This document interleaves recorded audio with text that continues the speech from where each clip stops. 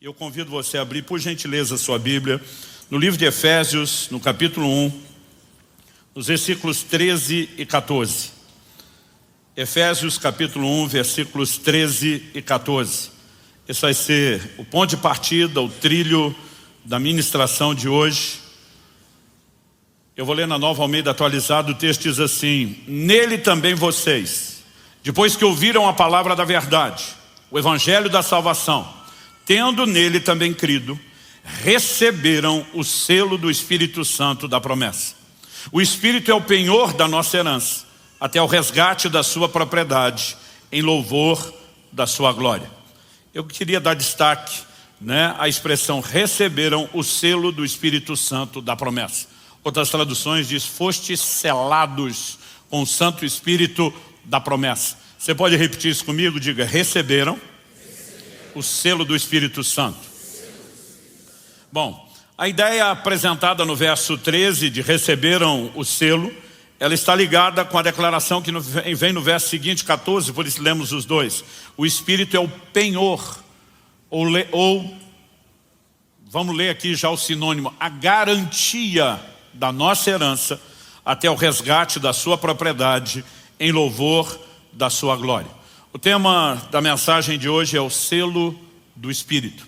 Um assunto que eu creio que nós precisamos entender mais e melhor, não apenas para que tenhamos um bom alinhamento doutrinário, mas porque acredito de todo o meu coração que essa compreensão é uma das chaves mais importantes para a nossa vida cristã, para a nossa caminhada com Deus. A expressão aqui, receberam o selo ou fostes selados, é na verdade o uso de uma expressão que significa, literalmente, é um verbo, selar, colocar um selo, marcar com um selo, de acordo com o léxico de Strong. O dicionário Divine enfatiza que o uso do verbo selar não pode ser desassociado da ideia de selo no contexto geral ao longo da Bíblia. E eu quero apresentar alguns dos usos da expressão selo, mesmo fora do contexto do Espírito Santo.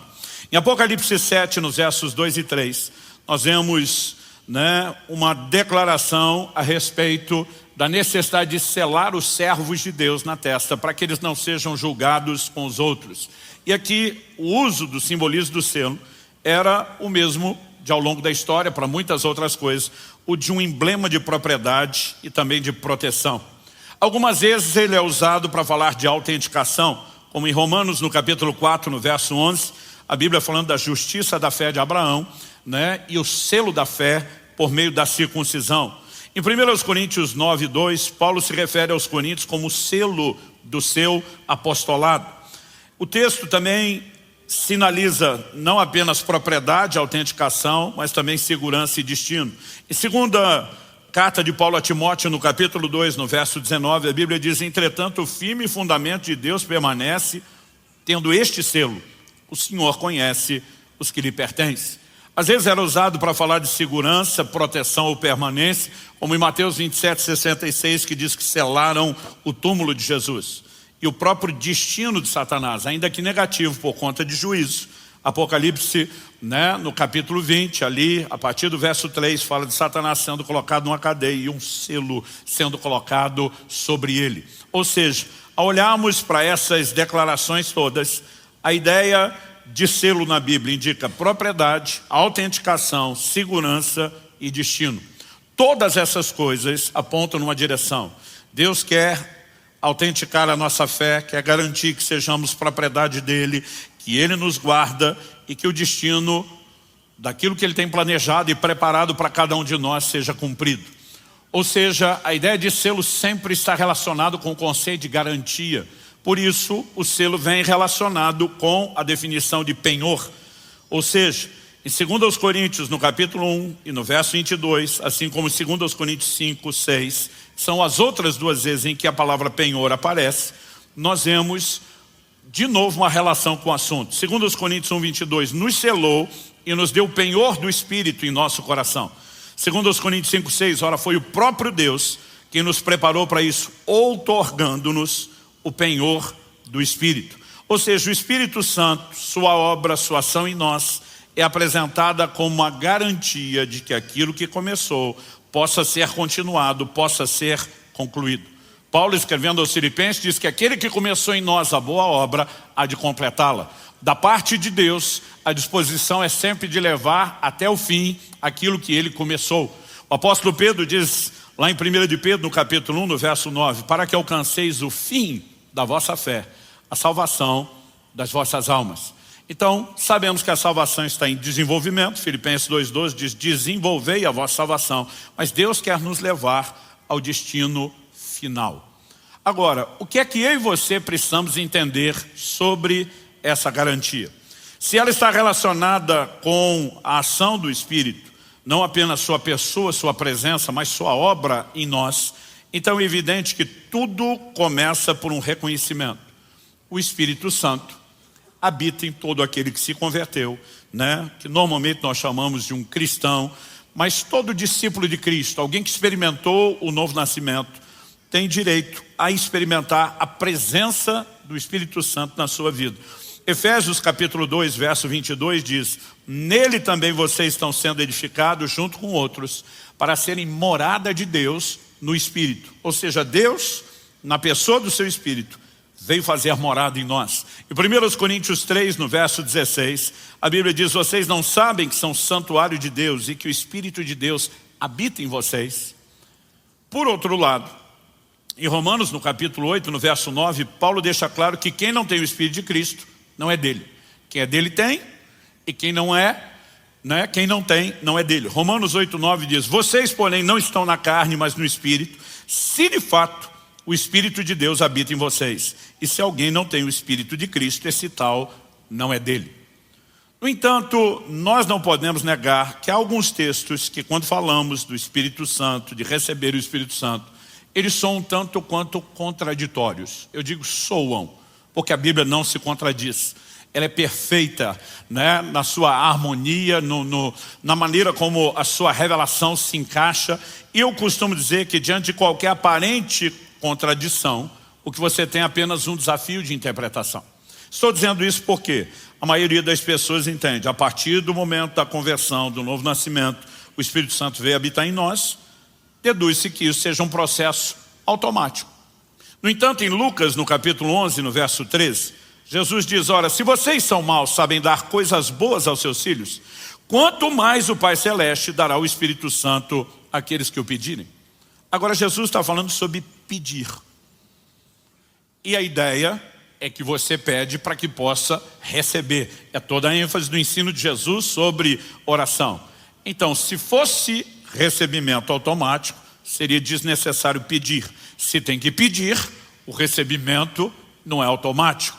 E alguns começam a questionar, mas espera aí, como exatamente se dá essa dinâmica? E não adianta pedir antes da conversão. Ah não, está falando de pedir porque a pessoa que quer converter, e quando converter, ela automaticamente vai receber. Jesus diz em João, no capítulo 14, no versos 16 e 17, eu pedirei ao Pai, Ele lhes dará outro Consolador, a fim de que esteja com vocês para sempre. É o Espírito da verdade que o mundo não pode receber, porque não vê nem o conhece. Vocês o conhecem, porque Ele habita com vocês e estará em. Esse em é do lado de dentro. Por enquanto Jesus diz, Ele está presente. Vocês podem perceber a ação dele, mas daqui a pouco ele estará do lado de dentro. Mas Jesus diz, o mundo não pode receber.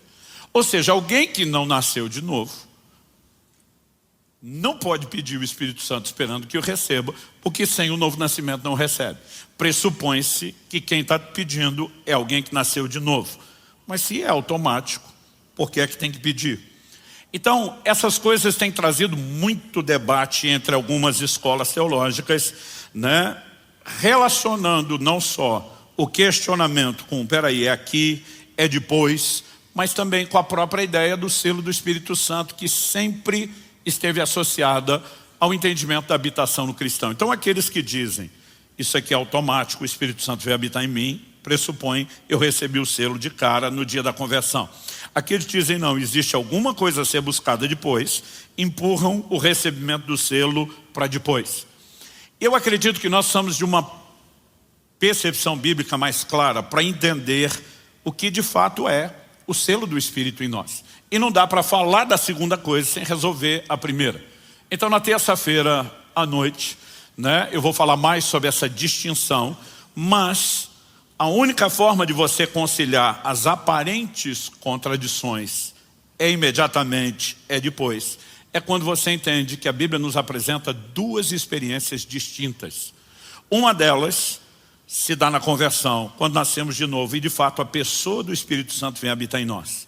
Outra delas, depois de já tê-lo habitando em nós, é quando somos revestidos de poder. Então, por exemplo, já falamos anteriormente aqui, ao apresentar o ministério do Espírito, que ninguém pode se converter sem a ação do Espírito Santo. Trabalhando o arrependimento, a fé, a própria experiência do novo nascimento.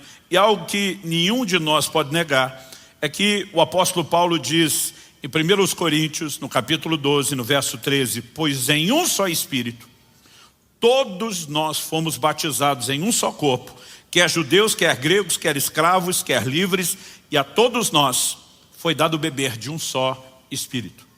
A expressão ser batizado significa mergulhar, colocar para dentro de. Quando a Bíblia fala de ser batizado no corpo, você não precisa imaginar o corpo de Jesus como algo líquido, onde alguém é imergido, afundado, mas a Bíblia diz que é o Espírito Santo quem nos batiza no corpo, nos coloca no corpo de Cristo. Ou seja, não há conversão sem a obra dele. E eu gosto de dizer que o Espírito Santo te leva a Cristo. Mas depois você veio a Cristo, João Batista anunciou, ele, Jesus, vai batizá-los no Espírito Santo. A partir do momento que você vem a Cristo, Cristo diz agora, eu vou te mergulhar no Espírito Santo. O Espírito Santo te colocou em mim e agora eu vou te colocar no Espírito Santo. São duas experiências distintas. Em João, no capítulo 20, no verso 22, a Bíblia diz que o Senhor aparece aos discípulos depois de ressuscitado. E o texto diz assim, havendo dito isso, soprou sobre eles e disse-lhes, recebam o Espírito Santo. Naquele momento, depois da ressurreição, consumada a obra, ele sopra sobre eles e diz, recebam. Eu acho interessante que ele não diz, olha, isso aqui é só uma ensinação profética, mas não vai acontecer agora. É outro momento. Ele dá a entender, o Espírito Santo está disponível e vocês já podem tê-lo. No sentido de habitar em nós. Mas em Lucas 24, 49, Jesus diz, eis que envio sobre vocês a promessa do Pai. Permaneçam na cidade, ele falava de Jerusalém, até que vocês sejam revestidos do poder que vem do alto. Então, mesmo Jesus que soprou e diz, recebam, diz, tem alguma coisa a mais, quem está acompanhando. Atos capítulo 1, versos 4 e 5. É a continuação do relato de Lucas. E comendo com eles, está falando do período depois da ressurreição, deu-lhes essa ordem, não se afastem de Jerusalém, mas esperem a promessa do Pai, a qual vocês ouviram de mim. Porque João, na verdade, batizou com água, mas vocês serão batizados com o Espírito Santo dentro de poucos dias. Ou seja, o Jesus soprou, falou, o que eu leio, para vocês dizendo, recebam o Espírito Santo, a habitação dele em vocês, não é a experiência com o batismo no Espírito Santo, que ainda está para acontecer. Essas experiências precisam ser distinguidas. Atos capítulo 1, verso 8, o Senhor diz, vocês receberão poder ao descer sobre vocês. Aqui o recebam é do lado de dentro. Antes Jesus diz, o Espírito habita com vocês, mas ele estará do lado de dentro. Agora ele está dizendo, sobre vocês. E quando nós olhamos essas distinções, é evidente que essas duas experiências precisam ser destacadas. O apóstolo Paulo pergunta aos Efésios, recebestes vós o Espírito Santo quando crestes? Se há um recebimento automático na conversão, e de fato a Bíblia está dizendo que sim, que ele vem habitar em nós, mas não há nenhuma outra experiência, por que é que Paulo perguntaria se eles receberam o Espírito Santo? Paulo não está falando da presença habitando, ele está falando do que Atos 19 vai nos mostrar, que é o batismo no Espírito Santo. E quando a gente vai olhando a palavra de Deus, é evidente que não se trata o batismo de algo automático na conversão, mas isso não significa que na conversão nós não nos tornamos morada de Deus no Espírito. Por que eu digo que é importante separar essas coisas? Em Gálatas 3:2, Paulo pergunta, quero apenas saber isso, vocês receberam o Espírito pelas obras da lei ou pela pregação da fé? Ele diz, quando a palavra é pregada, inclusive assuntos como esse estamos ministrando ao longo de todo o mês, fé é despertada. Por quê? Fé é necessária para receber o Espírito Santo como qualquer outra coisa, e assim como você precisa quando entrega a sua vida a Cristo. No verso 5 ele volta a dizer, aquele que lhes concede o Espírito e que opera milagres entre vocês, será que ele o faz pelas obras da lei ou pela pregação da fé? Então é necessário uma correspondência de fé específica, é o que Jesus falou, peça o Espírito Santo, creia para que você receba o Espírito Santo. Aí alguns tentam misturar a experiência do batismo no Espírito com a do Espírito Santo vindo habitar em nós na conversão. Diz, não, quando alguém converteu, já recebeu o Espírito Santo, já foi batizado, já tem tudo o que precisa. E eu digo, é confuso você tentar sustentar isso. Por quê? Quando você olha para as declarações do livro de Atos, em Atos 10, na casa de Cornélio, e já lemos esse texto, o povo primeiro foi batizado no Espírito Santo, pode depois ter sido batizado nas águas. Em Atos, no capítulo 8, em Samaria, foi o contrário. Primeiro eles foram batizados por Filipe nas águas, mas a Bíblia diz que sobre nenhum deles ainda tinha descido o Espírito Santo. Então está claro que as duas experiências não necessariamente têm que acontecer junto e nem que haja uma ordem para elas. Em Atos 19, Paulo, enquanto batizava os efésios, eles foram cheios do Espírito Santo. Então, o batismo no Espírito pode acontecer antes do das águas, pode acontecer durante ou pode acontecer depois. Não são a mesma experiência. Então, essa distinção, ela é importante para quê? Para que a gente entre num questionamento mais claro. O que é o selo do Espírito? A gente viu que a sua ideia está associada, né, a essa indicação de propriedade, autenticação, de segurança, de destino. Em 1 de João 4,13, a Bíblia diz, nisto conhecemos que permanecemos nele e ele permanece em nós, pelo fato de nos ter dado do seu Espírito. Eu acho interessante a Bíblia não só dizer, nisto sabemos que experimentamos ele, mas ele fala de permanecer nele e ele permanecer em nós, e essa permanência, nós nele e ele em nós, porque nunca é só um lado, é interação de ambas as partes, como a gente vem destacando mensagem após mensagem, e eu vou seguir falando dessa interação o tempo todo, né? A Bíblia nos mostra que isso está relacionado com a ação, a obra do Espírito Santo. Então nós precisamos entender, há uma garantia? Há. Mas o que exatamente é essa garantia e quando ela acontece? De uma forma geral, as igrejas tradicionais, históricas, sempre associaram o selo com a conversão. Até porque o texto que nós lemos de Efésios capítulo 1 é muito claro.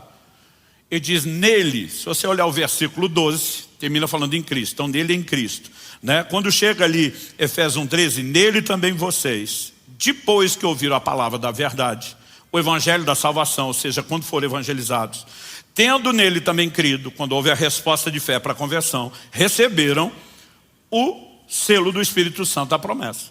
Então eles sempre disseram, não tem o que discutir. Foi na hora que o evangelho foi pregado, houve uma resposta de fé, houve conversão, houve novo nascimento, o Espírito Santo veio habitar em nós, a habitação dele, a partir da conversão, é o selo. Quando o movimento pentecostal rompeu por todo o mundo, na virada do século XIX para o XX, porque ao longo de muitos séculos, as manifestações do Espírito Santo, os dons, as experiências se tornaram muito raras e pouco experimentadas. Mas quando Deus começou a restaurar isso, no movimento pentecostal, e eu gosto de dizer que isso se espalhou que nem fogo em capim seco pelo mundo todo, eles começaram a dizer, não, o selo, a garantia, não é o novo nascimento, a conversão. E eles tinham tanto o que acreditavam ser uma base bíblica, como misturaram algo perigoso na hora de você fazer doutrina, que diz respeito à experiência. Base bíblica, eles pegaram segunda epístola de Paulo aos Coríntios, capítulo 1, versos 21 e 22, que diz assim, aquele que nos confirma juntamente com vocês em Cristo, e aqui está falando de confirmar em Cristo, ou seja, é a autenticação, é a ideia do selo. Ele diz, aquele que nos confirma junto com vocês, não só nós, mas vocês também em Cristo, e que nos ungiu é Deus, e que também pôs o seu selo em nós, e nos deu o penhor do Espírito em seu coração.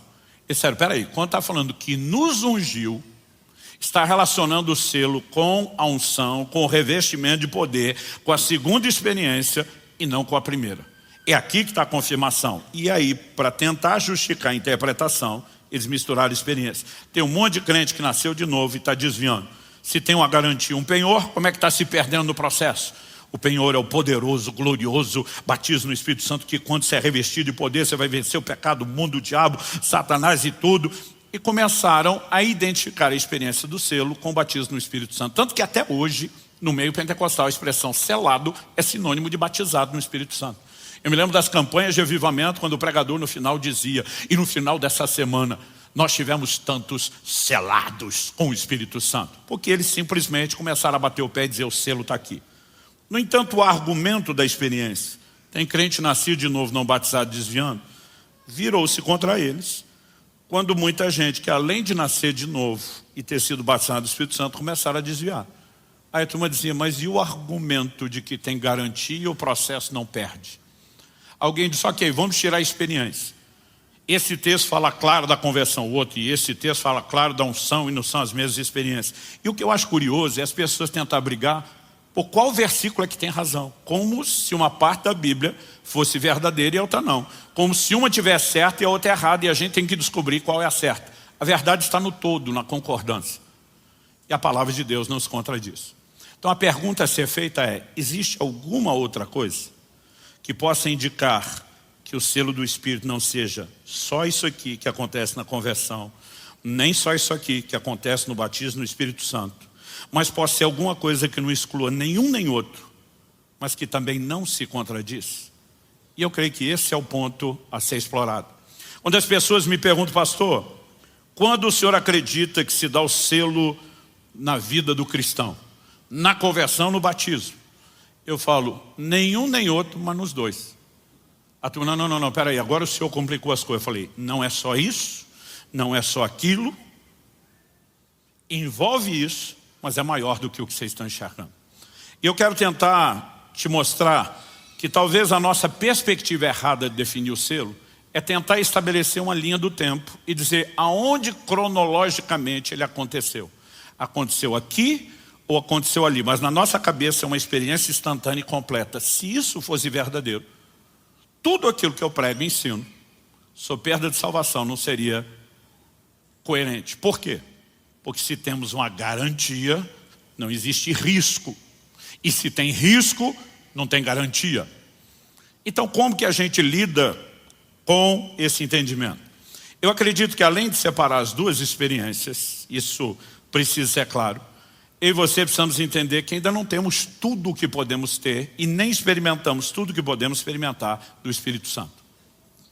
Em Romanos no capítulo 8, no verso 23, o apóstolo Paulo, falando da criação que geme, ele conclui e diz assim, não somente ela, mas também nós, que temos as primícias do Espírito, igualmente gememos em nosso íntimo, aguardando a adoção de filhos, a redenção do corpo. Ele não disse só, e também nós que temos o Espírito, ele diz, temos as primícias. As palavras primícias significam primeiros frutos. Da onde Paulo tirou isso? Do entendimento da festa e da celebração das primícias da própria Bíblia. O que era o exemplo, a alegoria que Paulo menciona? O camarada entrava no campo, com um braço, ele abraçava um feixe, seja de trigo ou o que for, com outro ele cortava com a foice, e ele parava a colheita no primeiro feixe, porque ele tinha que agora levar para Deus os primeiros frutos.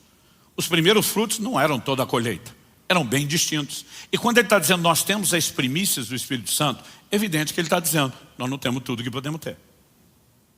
Agora, nós já falamos na semana passada que Deus não está dando o Espírito Santo parcelado aos poucos. Quando explicamos que o conceito de ser cheio do Espírito não é a gente ter mais dele e subindo o nível até estar com o tanque cheio. A gente mostrou que a ideia de ser cheio é estar totalmente tomado e que o conceito bíblico de ser cheio é ele ter mais de nós, porque ele não é parcelado. Então, se ele não é parcelado, o que é que significa eu e você não temos tudo daquilo que poderíamos ter? Estamos falando da obra dele. Tanto que Paulo disse, nós estamos aguardando a redenção do corpo, ou seja, nosso espírito foi regenerado, nossa alma segue sendo restaurada e um dia o nosso corpo será transformado. Então não temos tudo, não experimentamos ainda a sua obra plena e completa. Agora a pergunta é, se não experimentamos sua obra plena e completa, que vai progressivamente nos transformando de glória em glória na imagem de Cristo, como sinalizamos desde a primeira mensagem, como é que nós já temos uma garantia do processo terminado antes de terminar? Eu mencionei 1 de Pedro 9, para que alcanceis o fim da vossa fé, a salvação das vossas almas. Esse é o objetivo final. Outro dia alguém falou, não, Soberano, eu não consigo entender como que você acredita em Pedro de salvação. Eu falei, a salvação não é pela fé? Ele falou, é.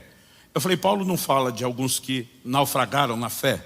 Ele não fala de guardar a fé. Se a fé pode ser perdida ao longo do processo e a salvação é só pela fé, como é que a salvação que é pela fé se alcança sem fé? Então você acha que é só ter fé para começar e não precisa mais justificá-la, não precisa sustentá-la, não precisa praticá-la.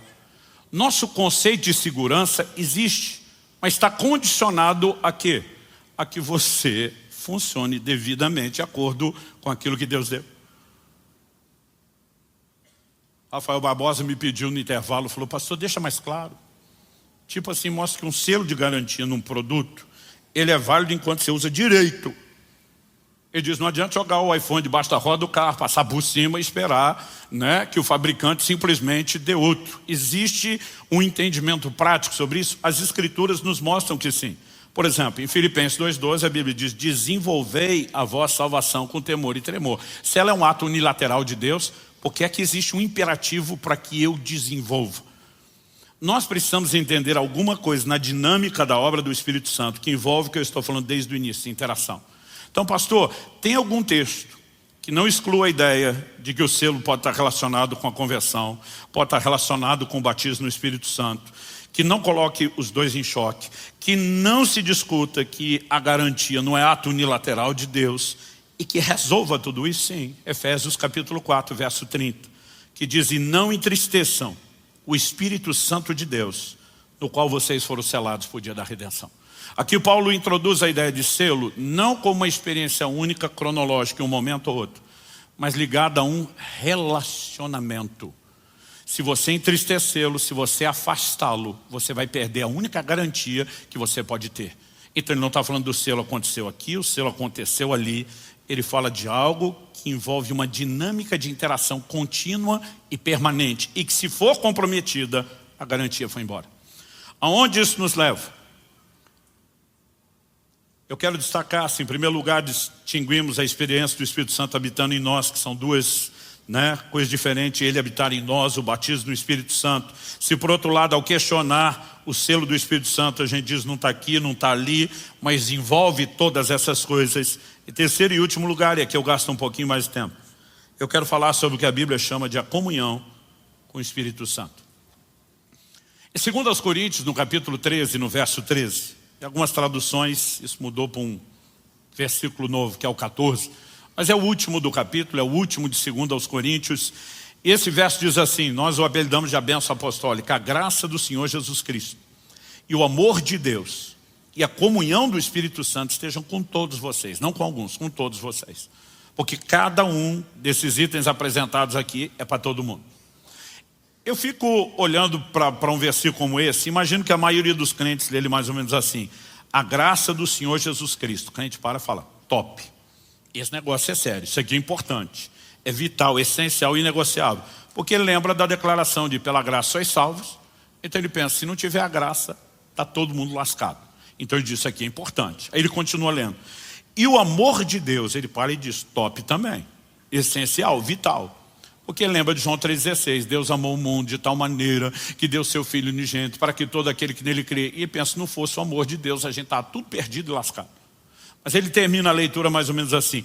E a comunhão do Espírito Santo, o que quer que seja isso, não deve ser importante, esteja com cada um de vocês. Eu digo, como é que é? O Senhor Jesus oferece algo que é vital, a graça, sem o qual não tem vida cristã, não tem salvação, não tem relacionamento com Deus. O Pai oferece algo vital, a expressão do seu amor que providenciou tudo, vital, sem o qual não há vida cristã, não há relacionamento com Deus, não há nada. E o Espírito Santo oferece uma coisa inútil, sem vergonha, sem propósito, só para entrar na lista, mas que não tem nenhuma relevância. O nosso problema tem sido não conseguir mensurar o peso que o ministério, que a obra do Espírito tem em nós. E não adianta falar dele agindo sozinho, que para que ele haja é necessária interação. E nessa interação, a Bíblia nos mostra uma ideia de relacionamento, porque o Espírito Santo não é uma coisa, o Espírito Santo não é uma energia, ele não é uma força, ele não é um poder, ele é uma pessoa. E é Deus. É um com o Pai e com o Filho. Então, o Filho e o Pai apresentam obras essenciais, e a dele totalmente desnecessária. Ele veio habitar em nós, a troco de nada. Porque não tinha lugar para ele morar no céu e descobriu que podia morar dentro de mim e dentro de você de graça sem pagar aluguel. Se nós não entendemos a importância do que ele veio fazer e a natureza da sua obra, que requer interação, Mas não é só você vai um movimento do lado de lá, eu faço do lado de cá. Essa interação é relacional. E aí nós já falamos que o Espírito Santo pode ser resistido, que ele pode ser enciumado, que ele pode ser apagado, que ele pode ser entristecido. São todas dinâmicas de algo que acontece dentro do quê? De um relacionamento. Ao olhar para as Escrituras, nós percebemos toda uma sinalização de que era para a gente interagir com ele como interagimos com uma pessoa de carne e osso. João capítulo 14, versos 25 e 26. Jesus diz: tenho dito isso enquanto ainda estou com vocês, mas o Consolador, o Espírito Santo que o Pai enviará em meu nome, esse ensinará a vocês todas as coisas e fará com que se lembrem de tudo que eu lhes disse. Ensinará todas as coisas, não algumas. Quando a gente pensa ser guiado pelo Espírito Santo, a gente pensa um direcionamento profético, uma manifestação dos dons. Não. Como nós vamos falar na semana que vem, no próximo domingo, se Deus permitir, um dos conceitos de ser guiado é ser tomado pela mão e ser conduzido até o destino final. Nós não estamos falando de um mero direcionamento profético, de uma experiência de dons. Estamos falando de viver a vida cristã debaixo da plena condução e liderança dele. E isso envolve o quê? Uma dinâmica de relacionamento. Não tratá-lo como um ser impessoal. Atos capítulo 8, verso 9. Então o Espírito disse a Filipe: aproxime-se dessa carruagem e acompanhe. Alguém que fala coisas particulares, num nível muito personalizado, que dá direcionamento e que junto com ele demonstra os seus resultados sobrenaturais. Atos capítulo 10, versos 19 e 20. Enquanto Pedro meditava a respeito da visão, o Espírito lhe disse: estão aí 3 homens à sua procura. Portanto, levante-se, desça, vá com eles sem hesitar, porque eu os enviei. Quando você olha a forma como esse povo vivia e relacionava com o Espírito Santo, ele era tratado como uma pessoa a ser ouvida, a não ser entristecida, a não ser afastada, a não ser apagada, alguém que não poderia ser deixado com ciúmes. Ou seja, a ideia de relacionamento. Eu quero que você me acompanhe, por gentileza, em Hebreus, no capítulo 6, e nós vamos ler dos versículos 4 até o 9. Esse ensino aos Hebreus, para mim, é importantíssimo dentro do assunto que nós estamos falando. E o escritor diz assim, Hebreus 6, de 4 a 9. É impossível, pois, que aqueles que uma vez foram iluminados, provaram o dom celestial, se tornaram participantes do Espírito Santo, provaram a boa palavra de Deus e os poderes do mundo vindouro e caíram. Sim, é impossível outra vez renová-los para arrependimento, visto que de novo estão crucificando para si mesmos o Filho de Deus e expondo a zombaria. Outras traduções mais antigas dizem vitupério, que significa desonra pública. Deixa eu fazer uma pausa antes de ler os versículos 7 a 9. O texto está falando de gente que caiu, e não só caiu, mas ultrapassou uma linha sem volta. Ele diz: caíram a tal ponto que é impossível renová-los para arrependimento. Aí eu ouço o time que não acredita em perda de salvação dizer: não eram salvos. Eu digo: como é que caíram? Se não eram salvos, já estava caído. Está todo mundo caído, longe de Deus, distante, inimigo. E aí você vai dizer que eles caíram sem ser salvos. Ah não, é que eles até vieram para a igreja, comportaram como que era crente, mas não era. Eu digo: fala sério. Impossível renová-los para arrependimento. Para renovar, tem que ter tido arrependimento antes. Quem que conduz ao arrependimento? O Espírito Santo, ainda que haja responsabilidade do homem interagir. Então ele estava lá. O texto diz que eles foram iluminados. Significa que a luz de Deus brilhou na vida deles. Não é a gente tentando alguma coisa sem Deus, que está olhando dizendo: não escolhi vocês, quero saber de vocês, não tem nada a ver com vocês. A Bíblia diz que a luz de Deus brilhou na vida deles. Resplandeceu no meio das trevas da vida deles. O texto diz que receberam o dom celestial. Quando Jesus usa a expressão nascer de novo, no original é nascer do alto. Paulo em Romanos 5 fala dos que receberam a abundância da graça e o dom da justiça. Ou seja, receberam o dom celestial.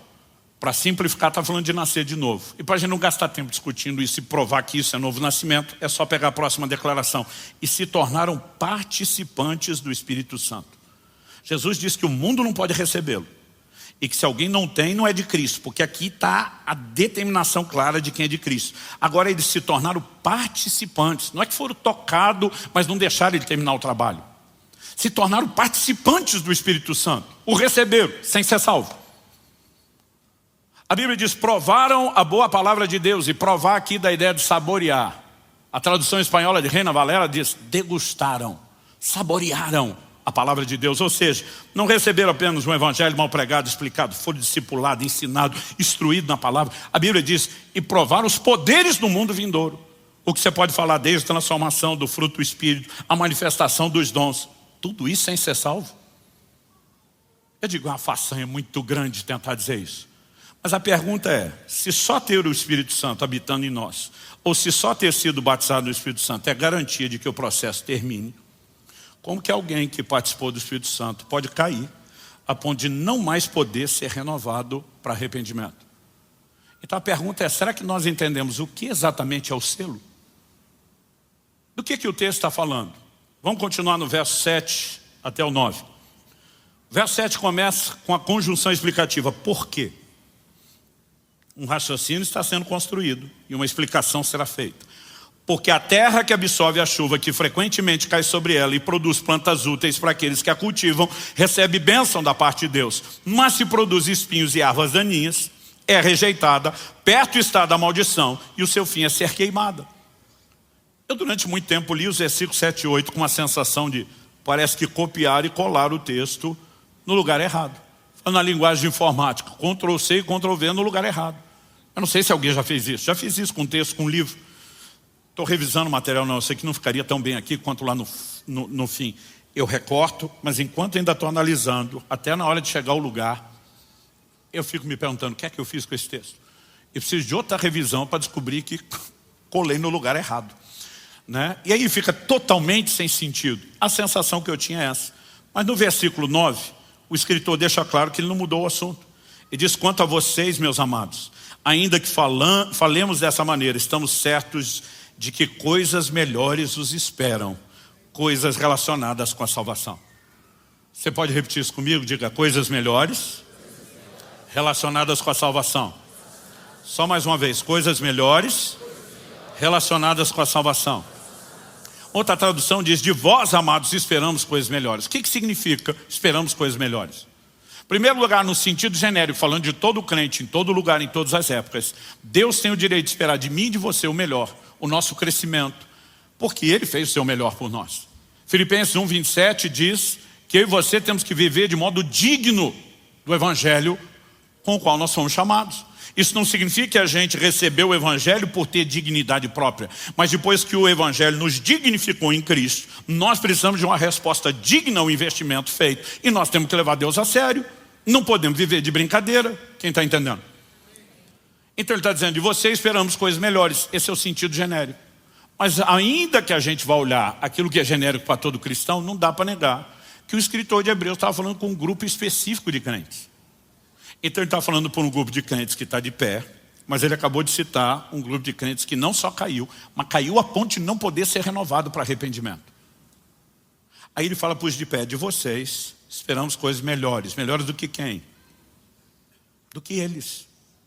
E é nesse intervalo que ele apresenta uma alegoria. Ele está falando de crente bom que está de pé e crente ruim que caiu. Crente que corresponde com Deus e crente que deixou de corresponder com Deus. E ele entra com uma alegoria, falando de terra boa e terra ruim. Terra que corresponde com fruto e terra que não corresponde com fruto. E ele não está falando literalmente de terra. Porque ele termina dizendo no fim do verso 8. E o seu fim é ser queimada. Terra não queima. Você sabe que incinerador é esse que ele está falando? Então a pergunta é, qual é o grande diferencial que determina quem frutifica para Deus e quem não? Durante muito tempo, olhando para esses versos 7 e 8, de forma equivocada, eu pensava, bom, sobre um grupo choveu, sobre outro grupo não choveu. Além do fato de que a Bíblia apresenta as chuvas como uma figura do derramar do Espírito Santo, é evidente que a chuva é um investimento de Deus para que a terra frutifique. E o maior investimento que Jesus sinalizou que nós precisaríamos para viver a vida que Ele espera de nós é o Espírito Santo. Então, eu ficava pensando, então esse aqui deu bom porque choveu sobre eles, esse aqui deu ruim porque não choveu. Se isso fosse verdade, nenhum dos crentes poderia ser responsabilizado por nada. Porque a planta não tem o poder de fazer chover sobre si. Então, a que recebeu a chuva seria afortunada, e a que não recebeu seria apenas vítima de uma escolha que não é dela. E ela não poderia ser responsabilizada, o que dizer ser lançada no fogo por causa disso. A pergunta é, Deus está escolhendo sobre quem vai chover? Não, nem no natural, nem no espiritual. No natural, Jesus diz, O Pai Celeste faz sair o sol e cair a chuva sobre justos e injustos. No espiritual, ele diz, derramarei do meu espírito sobre toda a carne. Ele não falou, vou derramar do meu espírito sobre alguns, vou derramar do meu espírito sobre os eleitos, vou derramar do meu espírito sobre os crentes bons das igrejas boas. Ele nunca fez distinção. Ele diz, vou derramar do meu espírito sobre toda a carne. Ele está dizendo, eu estou fazendo investimento para que todo mundo possa corresponder e frutificar. Então qual a diferença entre um tipo de terra e outro? A diferença está aqui no verso 7, a terra que absorve a chuva, que não desperdiça, que aproveita, que interage com aquilo que está sendo derramado sobre ela. E de novo nós voltamos a um elemento comum. O que é a nossa garantia não é uma experiência cronológica ao longo do tempo, é a disposição de ato contínuo interagir. Porque se eu absorvo a chuva hoje, mas daqui 10 anos não, o que é que me adiantou ter absorvido no início? Quem está entendendo? O nosso problema é que a vida inteira nós ficamos tentando definir o selo num lugar de referência cronológica. Aconteceu lá ou aconteceu cá. Deixa eu tentar explicar isso de outra forma. Hoje, 17 de setembro de 2023, eu completei exatos, descontando, levando em consideração no bissexto tudo, 18.522 dias de vida. Eu estou há 18.522 dias no planeta Terra. Para simplificar, só conto 50 anos. Que sempre tem um que fica. Que idade ele tem? Pronto, já resolveu o seu problema, você volta a prestar atenção aqui, em vez de ficar fazendo a conta. Se eu levar em consideração aqui, só a nível hipotético, que eu tenha comido em média 1 quilo de comida por dia. Média generosíssima. Considerando a época que eu era criança e malemar comia, e os últimos anos, a última década que eu me converti nessa área. Que teve alguma coisa nesse meio, no limbo aqui, que 1 quilo era uma refeição. Então, vamos tentar imaginar uma média que sirva para a maioria de vocês. E mesmo para a maioria de nós, a média é generosa.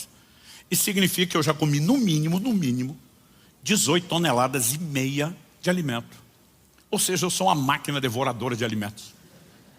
Eu fico imaginando se eu fosse estocar 18 toneladas e meia de alimento aqui em cima da plataforma, qual seria a altura, porque o espaço já está limitado, qual seria, não a extensão horizontal, mas vertical?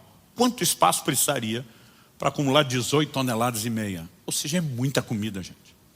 Se alguns anos atrás, quando eu completei 15 mil dias de vida, e eu pensasse, meu Deus, 15 toneladas de alimento consumido, e eu chegasse à conclusão que eu já comi demais, e parasse de comer permanentemente, eu estaria aqui hoje pregando para vocês? Não. Por que não? Não precisa nem de muita inteligência. Porque não importa quanta comida eu comi, se eu parar de comer, eu morro. Pelo menos permanentemente. E quando nós falamos do Espírito Santo, a gente não consegue entender a mesma lógica? Deixa eu te dizer uma coisa, não importa quanta experiência já teve com o Espírito Santo. Se você parar de relacionar-se com Ele, você morre. Então o selo não é a experiência do primeiro dia, aleluia, eu tive uma experiência, estou garantido para sempre, não preciso de mais nada. O selo não é a experiência do batismo no Espírito, mas envolve todas essas coisas. O selo é uma resposta contínua de relacionamento com Ele, onde eu e você decidimos, eu não vou apagá-lo, eu não vou diminuir sua obra, eu vou interagi-lo, eu não vou entristecê-lo, eu não vou resisti-lo, eu não vou afastá-lo, eu vou permanecer sensível à sua condução e à sua liderança. Resumindo, o selo do Espírito não é uma experiência única. É um ato contínuo de interação e relacionamento. Por isso, quando a Bíblia diz enchei-vos do Espírito, nunca é uma experiência única. É ato contínuo. Ou seja, alguém pode ter se tornado participante do Espírito Santo, como esses hebreus estão ouvindo falar de um grupo, e ainda assim interromper completamente o processo, a ponto de não ter garantia nenhuma. Aliás, vários textos não só relacionam o conceito do selo com garantia, mas mostram pecados contra o Espírito Santo que sinalizam uma interrupção do processo. E a gente já falou deles. Mas vamos recordar alguns e tocar em outros. Atos 7:51, Estevão diz, vocês sempre resistem ao Espírito Santo. Alguém diz, não, isso aí é quem não converteu. Vamos pular. 1 Tessalonicenses 5:19, falando para o crente, não apaguem o Espírito. Ele não está dizendo que a pessoa do Espírito será extinta, deixará de existir, mas obviamente sua obra na nossa vida, ao ser comparada com o fogo, está dizendo, se você alimenta, ela permanece ou aumenta. Se você não alimenta devidamente, ela diminui, e se não alimentar nada, ela pode se apagar completamente. E se eu e você o apagamos completamente e ele é a garantia, significa que nós podemos ter aberto mão da garantia no meio do processo. Em Mateus 12, 31 e 32, Jesus diz: por isso digo a vocês que todo pecado e blasfêmia serão perdoados aos homens, mas a blasfêmia contra o Espírito Santo não será perdoada. Se alguém disser alguma palavra contra o Filho do Homem, isso lhe será perdoado. Mas se alguém falar contra o Espírito Santo, isso não lhe será perdoado, nem nesse mundo, nem no porvir. Aí alguns fazem um malabarismo teológico para dizer: não, isso aqui, o pecado contra o Espírito Santo, e aí eles evitam blasfêmia. Jesus está dizendo que a blasfêmia é um pecado sem perdão. Eles tiram blasfemar, que é um ato de falar do jogo, e diz: o pecado contra o Espírito Santo é não crer em Jesus. Eu digo: como é que é? Então o cara que não creu até agora não vai ser perdoado, ele não pode crer nunca mais. Que conversa é essa? Pega o contexto. A Bíblia diz que os fariseus atribuíram a obra do Espírito Santo, Jesus curando enfermos, expulsando demônios, e ele disse que fazia isso pelo dedo de Deus e pelo poder do Espírito Santo. Eles disseram: você faz isso por Beelzebu, o maioral dos demônios. Eles atribuíram a obra do Espírito Santo a demônio com consciência, não com ignorância. Eu já vi gente que foi em culto e reunião dizer: esse cara é um enviado do Satanás, os milagres que a turma diz que acontece é do diabo. E o cara entra aí e receber ele o milagre. E aí ficar em crise: peraí, o diabo está mais forte na minha vida do que Jesus. E tem que parar e pensar e perceber que ele estava numa grande ignorância. Mas essa turma era indiscutível. A Bíblia diz que eles o entregaram por inveja.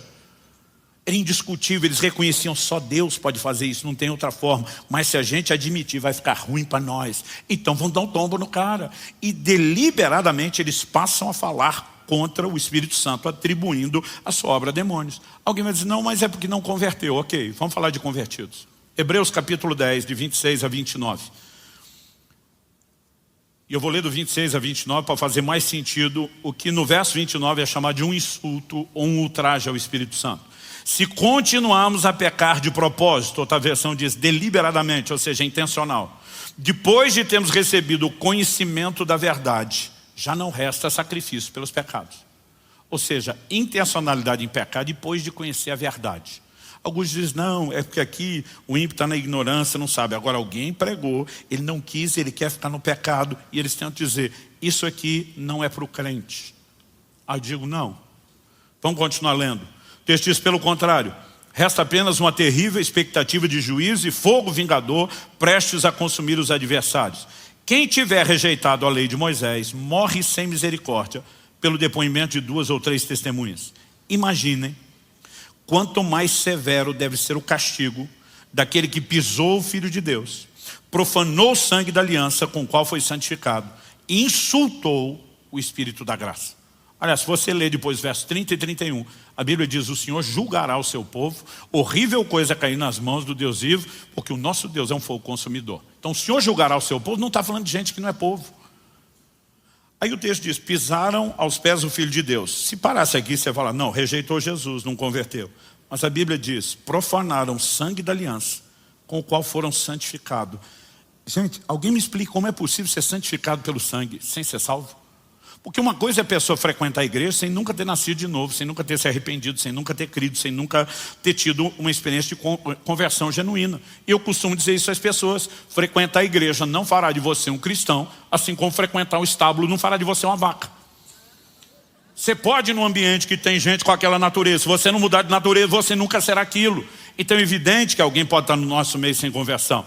Mas o livro do Apocalipse diz que a única forma de ter acesso, entrar na cidade pelas portas, é lavando as vestes no sangue do Cordeiro. Aí o cara lavou as vestes, mas não está salvo. É uma trollagem espiritual para enganá-lo. Pelo amor de Deus, gente.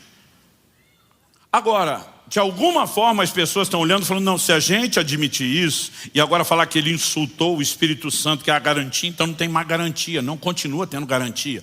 A questão é que você não pode esculhambar a garantia achando que vai continuar bem. E esse é o ponto que as pessoas de alguma forma estão buscando, uma garantia irresponsável. Eu vivo de qualquer forma, eu não preciso corresponder com Deus. Não quer dizer que eu e você vamos acordar cada manhã com medo: perdi a salvação hoje, ou ela continua aqui. Não é isso. Mas a Bíblia está dizendo que eu e você precisamos levá-lo a sério, que nós precisamos corresponder com ele. Quem está entendendo, diga amém. O selo, portanto, é um relacionamento contínuo com o Espírito Santo. Não importa se você ao nascer de novo recebeu a habitação dele, se um dia que você foi batizado no Espírito Santo foi cheio, transbordou dele, se depois você teve um batismo de fogo com ele, se depois você viveu o poder dos dons com ele, se em algum momento você se tornar insensível para ele, você jogou fora a única garantia que tinha. Então por que é que Jesus diz, blasfemou contra mim, a gente resolve, contra o Espírito Santo não? O que ele está dizendo? Jesus está dizendo, não, é que eu sou legal pra caramba. Eu sou assim muito amoroso, perdoador, mas o Espírito Santo não, ele é rancoroso, melindroso. Então ele não, como eu, não vai te tratar bem. É isso que ele está dizendo? Não. Jesus está dizendo, enquanto você está me atacando, o Espírito Santo ainda está tentando te convencer do pecado. Então nós temos na Bíblia um exemplo de um Saulo que está perseguindo Jesus, lutando contra Jesus, mas o Espírito Santo trabalhando para levá-lo ao arrependimento. Mas quando você afasta aquele único que poderia fazer o que você precisa para se garantir, como é que você se garante sozinho? Quem está entendendo? É por isso que eu acho um absurdo quando alguns pregam que na tribulação o Espírito Santo vai ser tirado da terra e o cara que com a ajuda dele nunca converteu, agora vai converter por esforço. Eu digo, vocês estão de brincadeira. Nós precisamos entender a centralidade, a proeminência da obra do Espírito e que eu e você temos responsabilidade na interação. O selo é uma garantia, sim. Nenhum de nós precisa ter medo de que o processo seja interrompido, porque Deus não vai interromper a parte dele enquanto eu e você estamos interagindo devidamente com ele. E a interação, ela se chama relacionamento, porque ele é um ser pessoal, ele não é uma força qualquer. A dinâmica dessa interação vai ficar mais clara na semana que vem, quando falarmos sobre a forma como ele deseja nos liderar e qual o nível de resposta que eu e você temos que dar a ele. Mas eu gostaria que hoje a gente pudesse terminar com alguns momentos de oração. Por quê? Nós precisamos rever o nosso relacionamento. De tempos em tempos a gente precisa parar, dar uma olhada e rever. E um de nós acorda amanhã resmungando, hoje é dia de maldade, o que é que eu posso fazer para machucar, para ofender, para entristecer o Espírito Santo? Não é assim que funciona.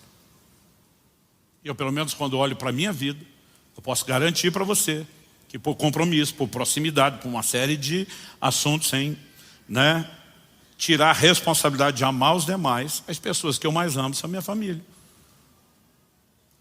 Eu nunca acordei uma manhã pensando, o que eu posso fazer hoje para machucar o coração da Kelly? O que eu posso fazer hoje para entristecer ou magoar o Israel, a Alice? Mas muitas vezes eu fiz isso.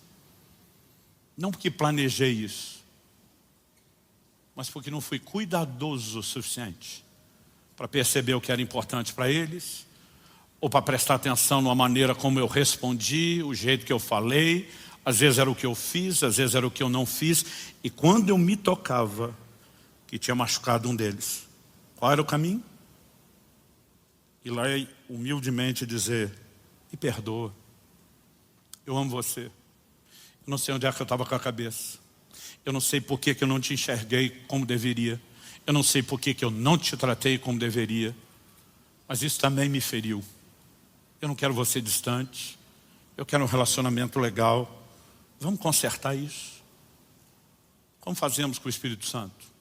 Não é diferente. Agora, eu nunca cheguei para minha esposa e disse, te prometo que nunca mais vai acontecer isso, porque eu não sou louco. Eu teria que ser perfeito para garantir essa promessa. Mas muitas vezes eu falei para ela, o que eu posso te prometer é que isso vai acontecer cada vez menos, porque eu vou estar profundamente empenhado com o meu crescimento no processo. E muitas vezes para o Espírito Santo eu falei a mesma coisa. Eu não posso te garantir que em algum momento, por descuido, eu vá te entristecer. Mas eu te prometo que eu vou entregar tudo de mim. E isso não é suficiente. Eu vou depender de interagir devidamente com o Senhor para poder usar tudo que é seu. Para que isso não aconteça com a mesma frequência e regularidade. Para que eu possa viver transformação. Uma das coisas mais necessárias para qualquer cristão é manter um coração tenro, sensível para o Espírito Santo. A Bíblia diz, se hoje ouvides a sua voz, não endureça o coração. E muitos não percebem que começam nas primeiras coisas. Às vezes é um pensamento que ele teve, algo que ele falou. E o Espírito Santo vem tentar convencê-lo, isso não é legal. E muitas vezes o coração endurece. A pessoa se enche de razão para justificar o que fez, por que fez. E muitas vezes o processo vai lentamente. Uma coisa é entristecê-lo uma vez. Outra coisa é fazê-lo algumas vezes. Outra é fazê-lo várias vezes. Outra é fazer muitas vezes. Outra é fazê-lo permanentemente. Mas esse processo de deterioração da fé, ele nunca é instantâneo. Alguém diz que o crente não cai, ele vai caindo. E é necessário muito descuido e falta de sensibilidade para que essa relação se deteriore profundamente a ponto de não ter mais volta. Mas biblicamente é possível ultrapassar a linha sem volta, com certeza. Mas a ideia de falar isso é tentar criar em você o medo ou o pavor de chegar no lugar sem volta. É justamente criar em você uma resposta, um posicionamento, dizer, nem a pau que eu vou atravessar para o lado de lá. Eu quero me garantir do lado de cá, pertinho dele. Eu acredito que no domingo que vem nós vamos ter a orientação mais prática de todos os ensinos possíveis, como interagimos e relacionamos com ele com simplicidade e praticidade no dia a dia, mas toda essa construção é importante. Alguns ficam me olhando com a cara de, chega logo lá, pastor. Eu digo, vamos com calma. Nós estamos montando um quebra-cabeça, né? Tanto doutrinário, quanto de orientação prática. A Bíblia não falaria tanto sobre o assunto, para a gente só ir correndo no resultado final e dizer, é só isso, acabou. É importante que a gente entenda o processo. Mas eu gostaria que nesse momento você fechasse seus olhos por um instante e você pudesse ter um momento de conversa, de como o salmista poder dizer, sonda meu Deus e conhece o meu coração, vê se é em mim algum caminho mau, de poder dizer, Espírito Santo, pode ser que algumas vezes meu coração esteja tão duro que eu não percebo o quanto eu te resisti, ou o quanto eu te entristeci, ou o quanto eu te enciumei. Mas eu não quero perder a sensibilidade, eu não quero endurecer o coração, eu não quero perder a capacidade de te ouvir e principalmente dar ouvidos e corresponder ao que o Senhor está falando. Eu creio que nessa manhã, mais do que a clareza da doutrina bíblica,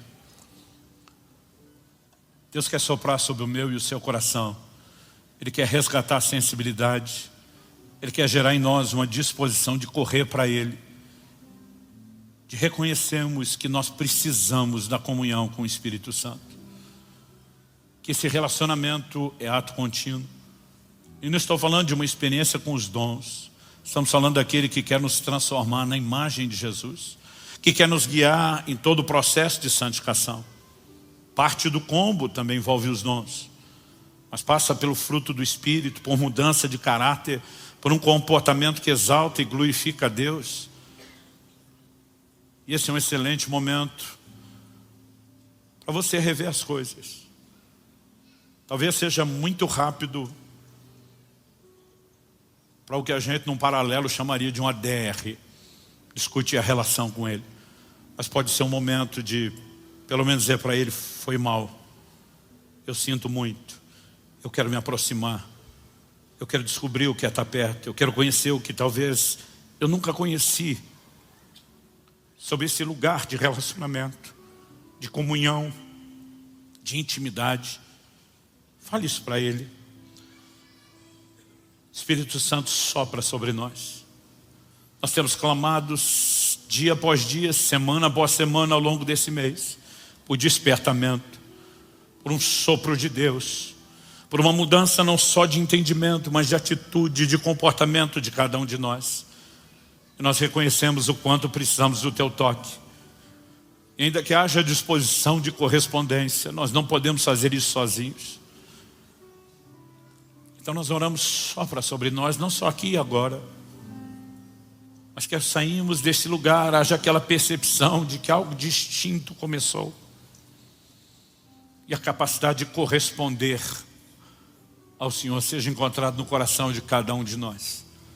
Nós oramos em nome de Jesus e para a glória de Deus.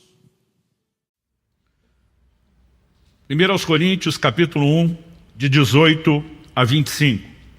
A Escritura diz: certamente a palavra da cruz é loucura para os que se perdem, mas para nós que somos salvos, ela é poder de Deus. Pois está escrito: destruirei a sabedoria dos sábios e aniquilarei a inteligência dos inteligentes. Onde está o sábio? Onde está o escriba? Onde está o questionador desse mundo? Não é fato que Deus tornou louca a sabedoria desse mundo, visto que na sabedoria de Deus, o mundo não o conheceu por sua própria sabedoria. Deus achou por bem salvar os que creem por meio da loucura da pregação. Porque os judeus pedem sinais e os gregos buscam sabedoria, mas nós pregamos o Cristo crucificado. Escândalo para os judeus, loucura para os gentios. Mas para os que foram chamados, tanto judeus como gregos, Cristo é o poder de Deus e a sabedoria de Deus. Porque a loucura de Deus é mais sábia do que a sabedoria humana, e a fraqueza de Deus é mais forte do que a força humana. Eu quero destacar principalmente o final do verso 21, quando Paulo diz: Deus achou por bem salvar os que creem por meio da loucura da pregação. O tema da minha mensagem hoje é a loucura da pregação. Evidentemente, quando o apóstolo Paulo classifica a pregação como loucura, ele não quer dizer que o evangelho não carrega em si bom senso e toda uma lógica por trás da sua revelação e construção, mas ele fala da dificuldade de aceitação da mente humana. Isaías 55, no verso 8, Deus diz: os meus pensamentos são mais altos do que os vossos pensamentos.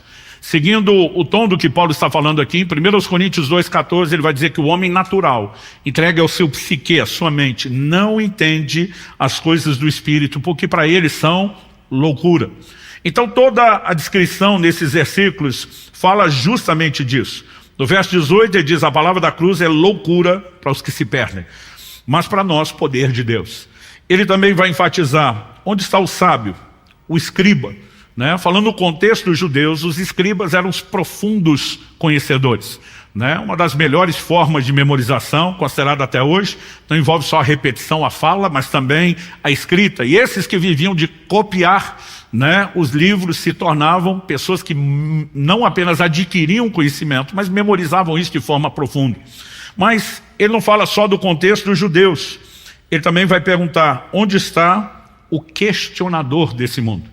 Porque ele vai apresentar duas formas de pensamento muito distintas: a dos judeus e a dos gentios, que são chamados no original de gregos.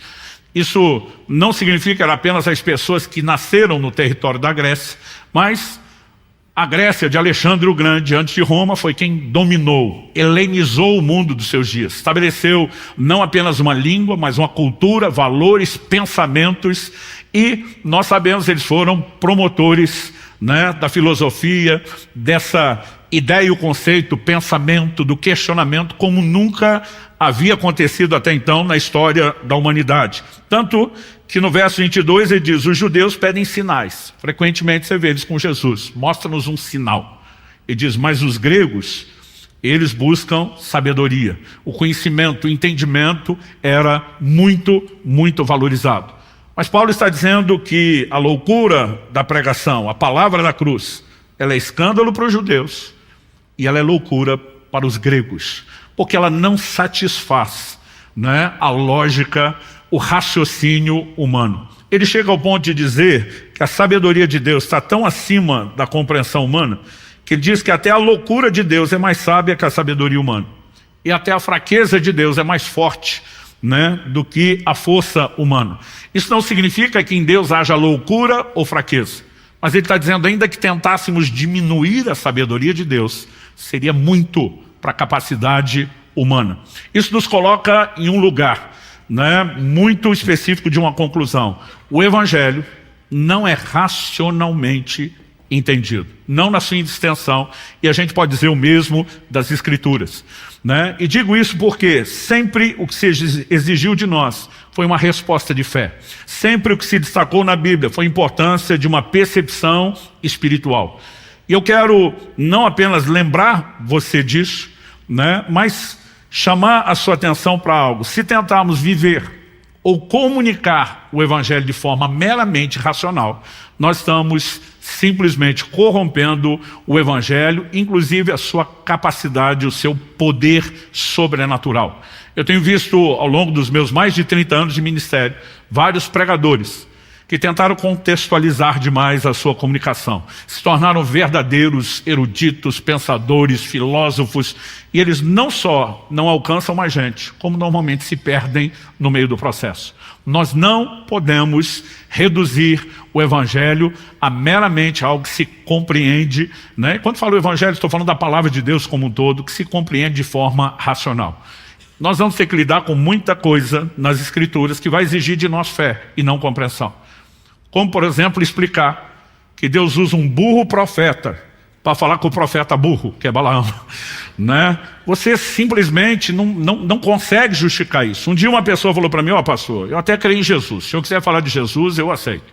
Mas não venha com aquelas historinhas tipo Noé e o dilúvio, que aí eu não engulo. Eu falei: se você não pode engolir Noé e o dilúvio, você não pode aceitar Jesus. Porque Jesus ratificou o registro bíblico sobre Noé e o dilúvio. Então, ou você pega o combo inteiro, ou você rejeita tudo. Mas você não pode dizer: eu creio em Jesus, ele fala a verdade, e pegar uma parte do que Jesus dizer, mas não isso, porque eu simplesmente não quero. A verdade é que nós precisamos não apenas lembrar, mas deixar claro para quem quer que seja que nós pregamos, que o Evangelho ainda é a palavra da fé. E na perspectiva racional, nós anunciamos a loucura da pregação. Eu não quero gastar tempo aqui explicando o óbvio, mas a minha intenção é, como Paulo diz em 1 Coríntios, no capítulo 15, ele fala aos coríntios, o mesmo povo, para quem ele está falando nessa mesma epístola, ele diz: eu venho lembrar-lhes o Evangelho que anunciei a vocês, o qual vocês receberam e no qual continuam firmes. Então ele está dizendo: vocês não precisam de informação, porque já foi recebido. Vocês não precisam apenas ser provocados a perseverar, porque vocês continuam firmes. Mas basicamente ele está dizendo: o Evangelho tem que ser lembrado. Por meio dele vocês também são salvos, ele diz no verso 2. Se retiverem a palavra da verdade, tal como eu preguei a vocês. E diz: a menos vocês tenham crido em vão. O que era reter isso? Verso 3 ele diz: antes de tudo, entreguei a vocês o que também recebi. Que Cristo morreu pelos nossos pecados, segundo as Escrituras. Foi sepultado e ressuscitou ao terceiro dia, segundo as Escrituras. Ou seja, o apóstolo Paulo está dizendo: nós precisamos lembrar que o Evangelho proclamado é uma revelação fundamentada na própria Escritura, e nós a abraçamos do jeito que está lá, né? Minha intenção ao falar hoje do Evangelho, rotulado de a loucura da pregação, não é discutir sobre esse desafio que envolve a lógica, nem apenas sobre a necessidade de fé, discernimento e compreensão espiritual, mas é simplesmente colocarmos o Evangelho de volta no lugar que deveria, e sermos desafiados a uma vida de simplicidade de fé. Até porque nós sabemos que, ao longo do tempo, esse livro, que chamamos de As Sagradas Escrituras, tem sido o livro mais testado ao longo da história humana, e ele tem resistido a todo tipo de teste. Um tempo atrás, meu filho fez um comentário dizendo: pai, estava lendo um artigo que diz que há uma sala gigantesca, enorme, lá no Louvre, um dos maiores museus do mundo, lá em Paris, e ela tem milhares, mas muitos milhares de livros que foram desacreditados sob várias perspectivas, mas principalmente a científica. Tinham teorias que não se confirmaram, que foram, provadas não ser verdadeiras, e tudo aquilo que está relacionado a isso. É um lugar só de livros que foram desacreditados. Ele falou: não é demais saber que a Bíblia nunca estará lá? Mesmo no auge do despertamento do pensamento humano, depois dos gregos, que foi o tempo do iluminismo, fizeram de tudo para extinguir esse livro e nunca conseguiram. Um dos maiores perseguidores desse livro sagrado na França, depois que morreu, a casa dele até hoje, uma sociedade bíblica. Eu acho que é ironia e provocação de Deus, porque esse livro tem sido resistido ao teste, Tem informações que são incontestáveis do ponto de vista científico. Quando eu era garoto, eu lembro que meu pai apresentou para a gente um livro enorme que ele tinha em casa, que foi escrito por um grande arqueólogo, que não cria na Bíblia. E ele quis tentar provar que a Bíblia estava errada, buscando informações da área dele, arqueológicas. E ele, depois de tudo isso, escreve um livro enorme, documentado, cheio de muitas provas, dizendo: e a Bíblia tinha razão. Ele diz, não posso falar sobre a parte espiritual, mas do ponto de vista arqueológico, as minhas maiores descobertas arqueológicas foram na tentativa de provar que os relatos eram falsos, quando eles se mostraram verdadeiros. Mas o que dizer de profecias cumpridas? Não há ninguém, né, que tem esse volume de profecias anunciadas antecipadamente, que se cumpriram à risca. E sabemos que as que ainda restam seguirão se cumprindo. Esse é um livro digno de confiança. Ele merece e tem provado isso ao longo do tempo, não ser um livro qualquer. Nós também não atribuímos à fé simplesmente a ingenuidade de acreditar em qualquer coisa que diz. Nós sabemos que quando a palavra de Deus é recebida, diferente de qualquer outro discurso, ela tem um poder sobrenatural de provocar fé. Porque embora a fé seja baseada em coisas que não se veem, ela é chamada na Escritura de uma convicção. Normalmente a convicção nós alcançamos por meio dos sentidos e outras constatações. Como que podemos ter convicção a despeito dos sentidos? Né? Quando eu era garoto, aos 15 anos de idade, um pastor me perguntou, você tem certeza da sua salvação? Eu falei, tenho. Ele falou, como é que você sabe que você é salvo? Jesus já apareceu para você pessoalmente para dizer, eu te garanti com o meu sangue, você está dentro, né? Bem-vindo ao time dos salvos. Eu falei, não, nunca vi Jesus e nunca ouvi nada disso dele. Ele falou, mas pelo menos um anjo te apareceu, te mostrou uma cópia autenticada do livro da vida, diz o número de protocolo tal, apresenta na entrada, que é isso que você precisa. Eu falei, também não vi anjo, não vi livro da vida. Ele falou, mas pelo menos ouviu uma voz de trombeta anunciando sua inclusão lá. Eu falei, também não. Ele falou, pelo menos você viu o céu, para onde você acredita que vai? Eu falei, também não. Ele olhou para mim e falou, você não tem prova nenhuma. Como é que você sabe que você está salvo? E na simplicidade dos meus 15 anos de idade, sem conhecimento doutrinário, eu respondi, eu sei porque sei porque sei. Fosse hoje eu teria aumentado e dito, como é que eu sei, não sei. Porque eu sabia que eu sabia, eu só não sabia como é que eu sabia, mas que eu sabia, eu sabia. Ele falou assim, eu quero te mostrar qual é a fonte da sua sapiência. Antigamente eu falava sabimento, sabeção, e depois descobri que não existia. Ele me leva para Romanos 8,16, que diz, o Espírito testifica com o nosso Espírito que nós somos filhos de Deus. Como é que um cristão pode ter tamanha convicção, apostar sua vida na salvação recebida sem nada ter visto? Não é mera ingenuidade, não é simplesmente ser crédulo a qualquer coisa. Há uma convicção sobrenatural que nos é comunicada por meio de um livro, que só ele tem o poder de fazer isso. Romanos 10,17 diz, né, porque a fé vem por ouvir, e ouvir a pregação de Cristo, a palavra do Evangelho. Agora, ainda assim, nós não podemos negar que por mais que o livro se mostre confiável, não adianta simplesmente tentar abraçá-lo ou comunicá-lo só pela perspectiva da lógica humana. Eu vejo gente discutindo, não, impossível esse dilúvio do Noé ter acontecido e cobrido o globo todo, a menos que tenha sido local, porque não há água no mundo para isso.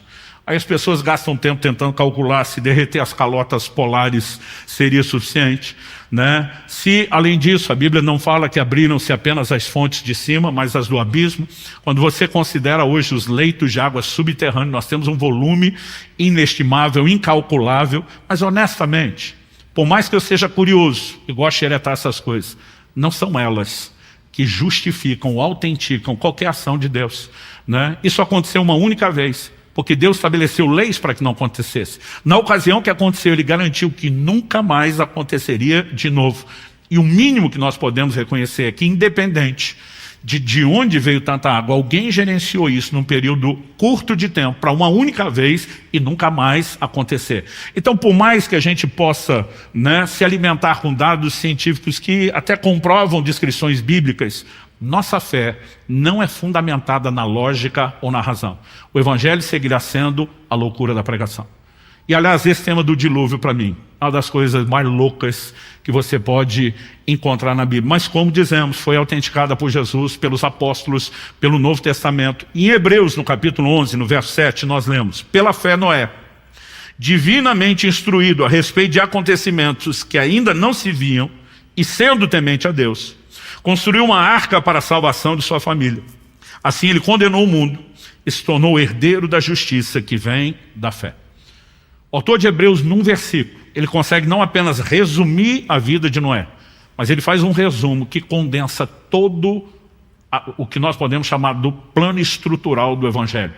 a forma simples de vivemos. A loucura da pregação está exatamente dentro do relato de um dos episódios mais doidos que você, racionalmente falando, pode encontrar nas Escrituras que diz respeito ao dilúvio. E eu queria fatiar esse versículo de Hebreus 11:7 em 5 partes. Nós temos frase aqui: ele foi divinamente instruído das coisas que não se viam. Esse é o primeiro aspecto que eu quero destacar. Segundo, diz que ele foi temente a Deus, sendo temente a Deus. O terceiro diz que construiu a arca para a salvação da sua família. O quarto, condenou o mundo. E a quinta frase, ou a quinta parte, tornou-se herdeiro da justiça, que é segundo a fé. Eu queria rapidamente passar por cada um desses 5 tópicos, mostrando que eles exprimem bem o que é aquilo que a própria Escritura adjetiva de a loucura da pregação. Então, em primeiro lugar, divinamente instruído de coisas que não se viam. O que nós pregamos hoje é uma mensagem divina. Um livro, né, que não apenas reclama por si mesmo ser inspirado por Deus, mas, como falei, tem demonstrado, sustentado isso diante de séculos, diante de milênios e resistido a todo tipo de ataque. Em Hebreus, no capítulo 2, nós temos uma declaração, eu quero ler com vocês do verso 2 até o 4, que diz respeito ao Evangelho. Ele diz assim: porque se a palavra falada por meio de anjos se tornou firme, e toda transgressão ou desobediência recebeu justo castigo, uma referência aos que foram desobedientes no período da lei de Moisés, ele está fazendo esse contraste. Vem a pergunta agora no verso 3. Como escaparemos nós, se não levarmos a sério tão grande salvação? Esta, tendo sido anunciada inicialmente pelo Senhor, depois nos foi confirmada pelos que ouviram. Também Deus testemunhou juntamente com eles, por meio de sinais, prodígios, vários milagres e a distribuição do Espírito Santo, segundo a sua vontade. Qual é a origem do Evangelho que pregamos? Foi anunciado pelo próprio Jesus. Depois dele ser assunto aos céus, a mensagem continua sendo pregada por aqueles que a ouviram diretamente de Nosso Senhor. E quando a Bíblia diz que ouviram diretamente dele, não se limita aos 3 anos e meio em que os discípulos andaram com Jesus. Atos capítulo 1 nos mostra que depois da ressurreição, Jesus se apresentou para eles inúmeras vezes, num espaço de 40 dias, falando das coisas concernentes ao reino de Deus. Tudo aquilo que envolvia, não apenas agora só morte, só redenção, mas a aplicação prática de toda a expiação. Não foi claramente ensinada nos evangelhos. Ela passa, é a mensagem que passa a ser calibrada por Jesus nos apóstolos depois da sua ressurreição. Eles sim agora passariam a colocar os pingos nos is a respeito até de alguns assuntos que Jesus não havia abordado com clareza. Embora os conceitos sobre o reino de Deus e a forma de viver tenham sido claramente apresentados, né? As figuras a respeito de como se deu a obra de salvação ainda não era tão clara para eles. Esses homens não apenas continuam a mensagem anunciada primeiramente por Jesus, mas ainda que tenham recebido da boca dele a mensagem. O mesmo Jesus que diz: eu não falo nada que eu não tenha ouvido o meu Pai falar. Ou seja, a mensagem é divina, mas ainda assim, para comunicá-la, não bastava apenas ter recebido de fonte fidedigna. Eles precisavam do testemunho divino conjunto com eles. E aí que você vê a importância, desde o livro de Atos, dos sinais, dos prodígios, dos milagres. Porque quando você tem a indiscutível mão de Deus se manifestando, né, por mais que a lógica se levante contra, você tem elementos convincentes. Um dia tive uma conversa com uma pessoa que se dizia ser ateu. E eu falei: olha, eu quero elogiar a sua fé é maior do que a minha. Eu brinquei com ele. Eu falei: uma coisa é você ser um agnóstico, dizer se Deus existe, não sei onde ele está. A outra é você querer garantir que ele não existe. E eu falei: você vai ter mais trabalho para acreditar no que você acredita do que eu tenho. Mas eu falei: me permita falar de algumas experiências que eu gostaria que você tentasse me explicar com sua lógica, conhecimento, sabedoria. Eu peguei casos que envolviam só intervenções de curas e milagres acontecidos na nossa cidade e acompanhado por médicos da nossa cidade. Eu dei o nome dos médicos, o telefone daqueles que ele não tinha, pedindo para checar. Eu falei: confere, né? Me explica como seria possível ver isso. Eu lembro quando eu terminei de apresentar aquilo, ele falou: olha, no seu lugar até eu acreditava. Porque nós não temos apenas uma mensagem que reclama por si mesma ser divina. Nós temos um respaldo dos céus. É por isso que o Evangelho tem sido anunciado com milagres desde o início. Paulo, na mesma argumentação que ele faz com os coríntios sobre um Evangelho que não é entendido com a razão, ele afirma em 1 Coríntios capítulo 2, verso 4 e 5 o seguinte: minha palavra e a minha pregação não consistiram em linguagem persuasiva de sabedoria humana, mas em demonstração do Espírito e de poder, para que a fé que vocês têm não se apoiasse em sabedoria humana, mas no poder de Deus. Paulo sustenta esse discurso, não apenas no capítulo 1, ele segue no capítulo 2, né? Por exemplo, versos 6 a 8. No entanto, transmitimos sabedoria entre os que são maduros, não porém a sabedoria desse mundo, nem a dos poderosos dessa época, que são reduzidos a nada. Pelo contrário, transmitimos a sabedoria de Deus em mistério, a sabedoria que estava oculta e que Deus predeterminou desde a eternidade para a nossa glória. Nenhum dos poderosos desse mundo conheceu essa sabedoria, porque se a tivessem conhecido, jamais teriam crucificado o Senhor da glória. Toda a afirmação de Paulo é de que não apenas o Evangelho vem de uma fonte fidedigna. Escrevendo aos Coríntios, ele diz: eu vos comuniquei aquilo que eu recebi diretamente do Senhor, que o Senhor Jesus, na noite em que foi traído. Então, quando vai falar da ceia, ele diz: todas essas instruções eu recebi da boca de Jesus, mas não é apenas a fonte fidedigna.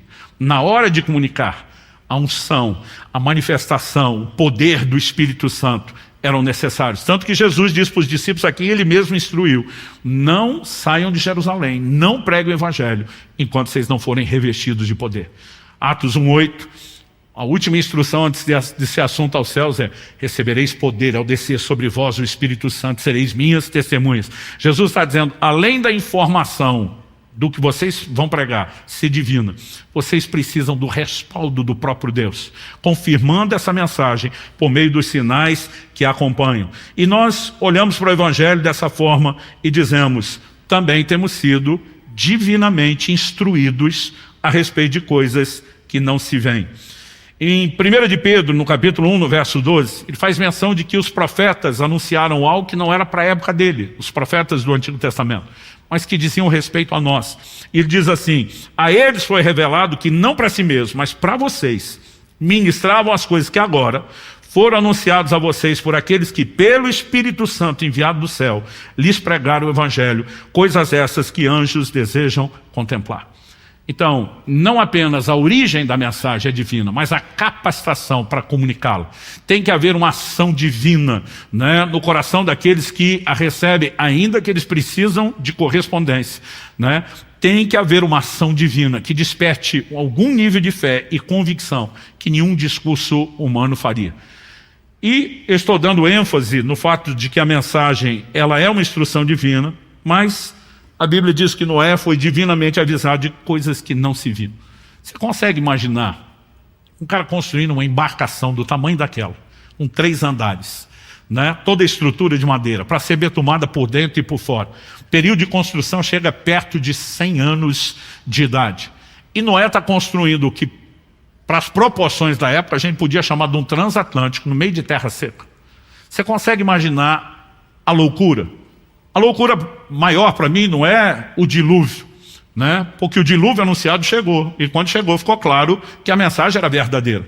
Mas é durante a espera, o cara construindo uma embarcação enorme no lugar seco, dizendo: gente, estão vindo águas que vão destruir tudo. E quando vier, a salvação está aqui. É só entrar nela.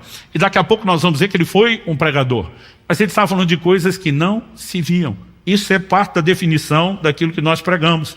Em Romanos, no capítulo 8, nos versos 24 e 25, isso também é bem explicado pelo apóstolo Paulo, que diz o seguinte: porque na esperança fomos salvos. Ora, a esperança que se vê não é esperança, pois quem espera o que está vendo? Mas se esperamos o que não vemos, com paciência o aguardamos. Eu citei agora há pouco as declarações de Paulo em 1 Coríntios 2, falando que os poderosos desse mundo não entenderam, né, a sabedoria de Deus, senão não teriam crucificado o Senhor da glória. No verso seguinte, o 9, ele diz: mas como está escrito, nem olhos viram, nem ouvidos ouviram, nem jamais penetrou em coração humano o que Deus tem preparado para aqueles que o amam.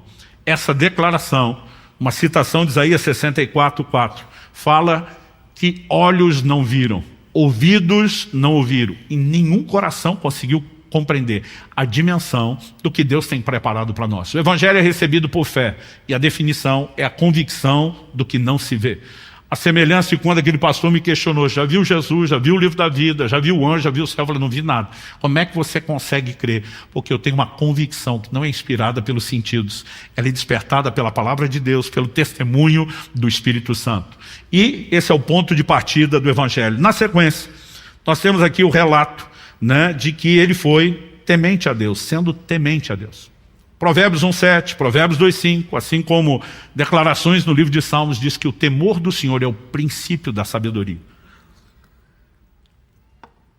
Para que você acesse a verdadeira sabedoria, sabedoria divina, tem que haver temor a Deus, né? O temor não é um medo no sentido negativo, mas é um senso de referência profunda ao ser infinitamente maior do que você pode mensurar e daquilo que você é, né? E que, de fato, produz um senso de respeito muito grande em cada um de nós. Temor, se não estiver presente, ele jamais permitirá que a palavra de Deus entre, sequer que seja entendido, né? Quando temos dúvidas sobre a existência de Deus, sobre o caráter de Deus, qualquer coisa ligada a isso, nós já estamos impedindo a própria mensagem de ser eficaz. Quando a Bíblia define que ele era temente a Deus, não é apenas um contraste de uma geração que era desobediente para alguém que é chamado de justo.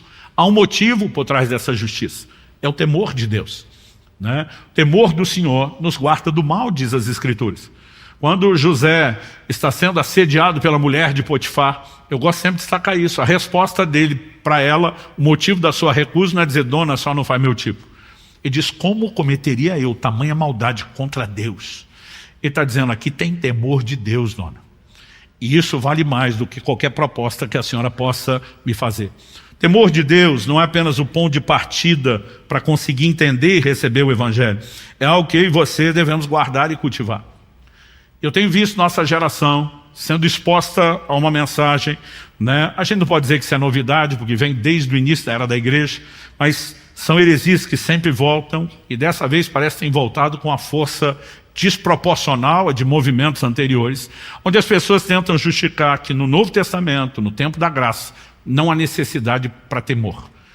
Eu fico, né, dizendo que seria cômico se não fosse trágico a ideia e o conceito que esse povo tem do Deus do Antigo Testamento para o Novo. Parece que na cabeça deles, no Antigo Testamento, Deus era um velho, rabugento, rancoroso, né, que na passagem do Antigo para o Novo Testamento se converteu. E agora ele apareceu o modo paz e amor, né, dizendo, não gente, antes eu era zangado, agora eu estou de boa, né, pode viver como você quiser. Não existe nada no Novo Testamento que justifique a ausência de temor. Pelo contrário, né? A Bíblia nos apresenta um conceito de que, lá em Hebreus 12, quem quebrasse a lei de Moisés já seria, né, castigado com o que é classificado ali, juízo severo. Ele pergunta, na verdade, o capítulo 10, de quanto maior castigo, verso 29, vocês imaginam será considerado merecedor aquele que calcar os pés ao Filho de Deus, profanar o sangue da aliança com o qual foi santificado e ultrajar o Espírito da graça? Né? Nós não temos absolutamente nenhum material no Novo Testamento que justifique, não, agora que fomos salvos, pode-se fazer o que quer.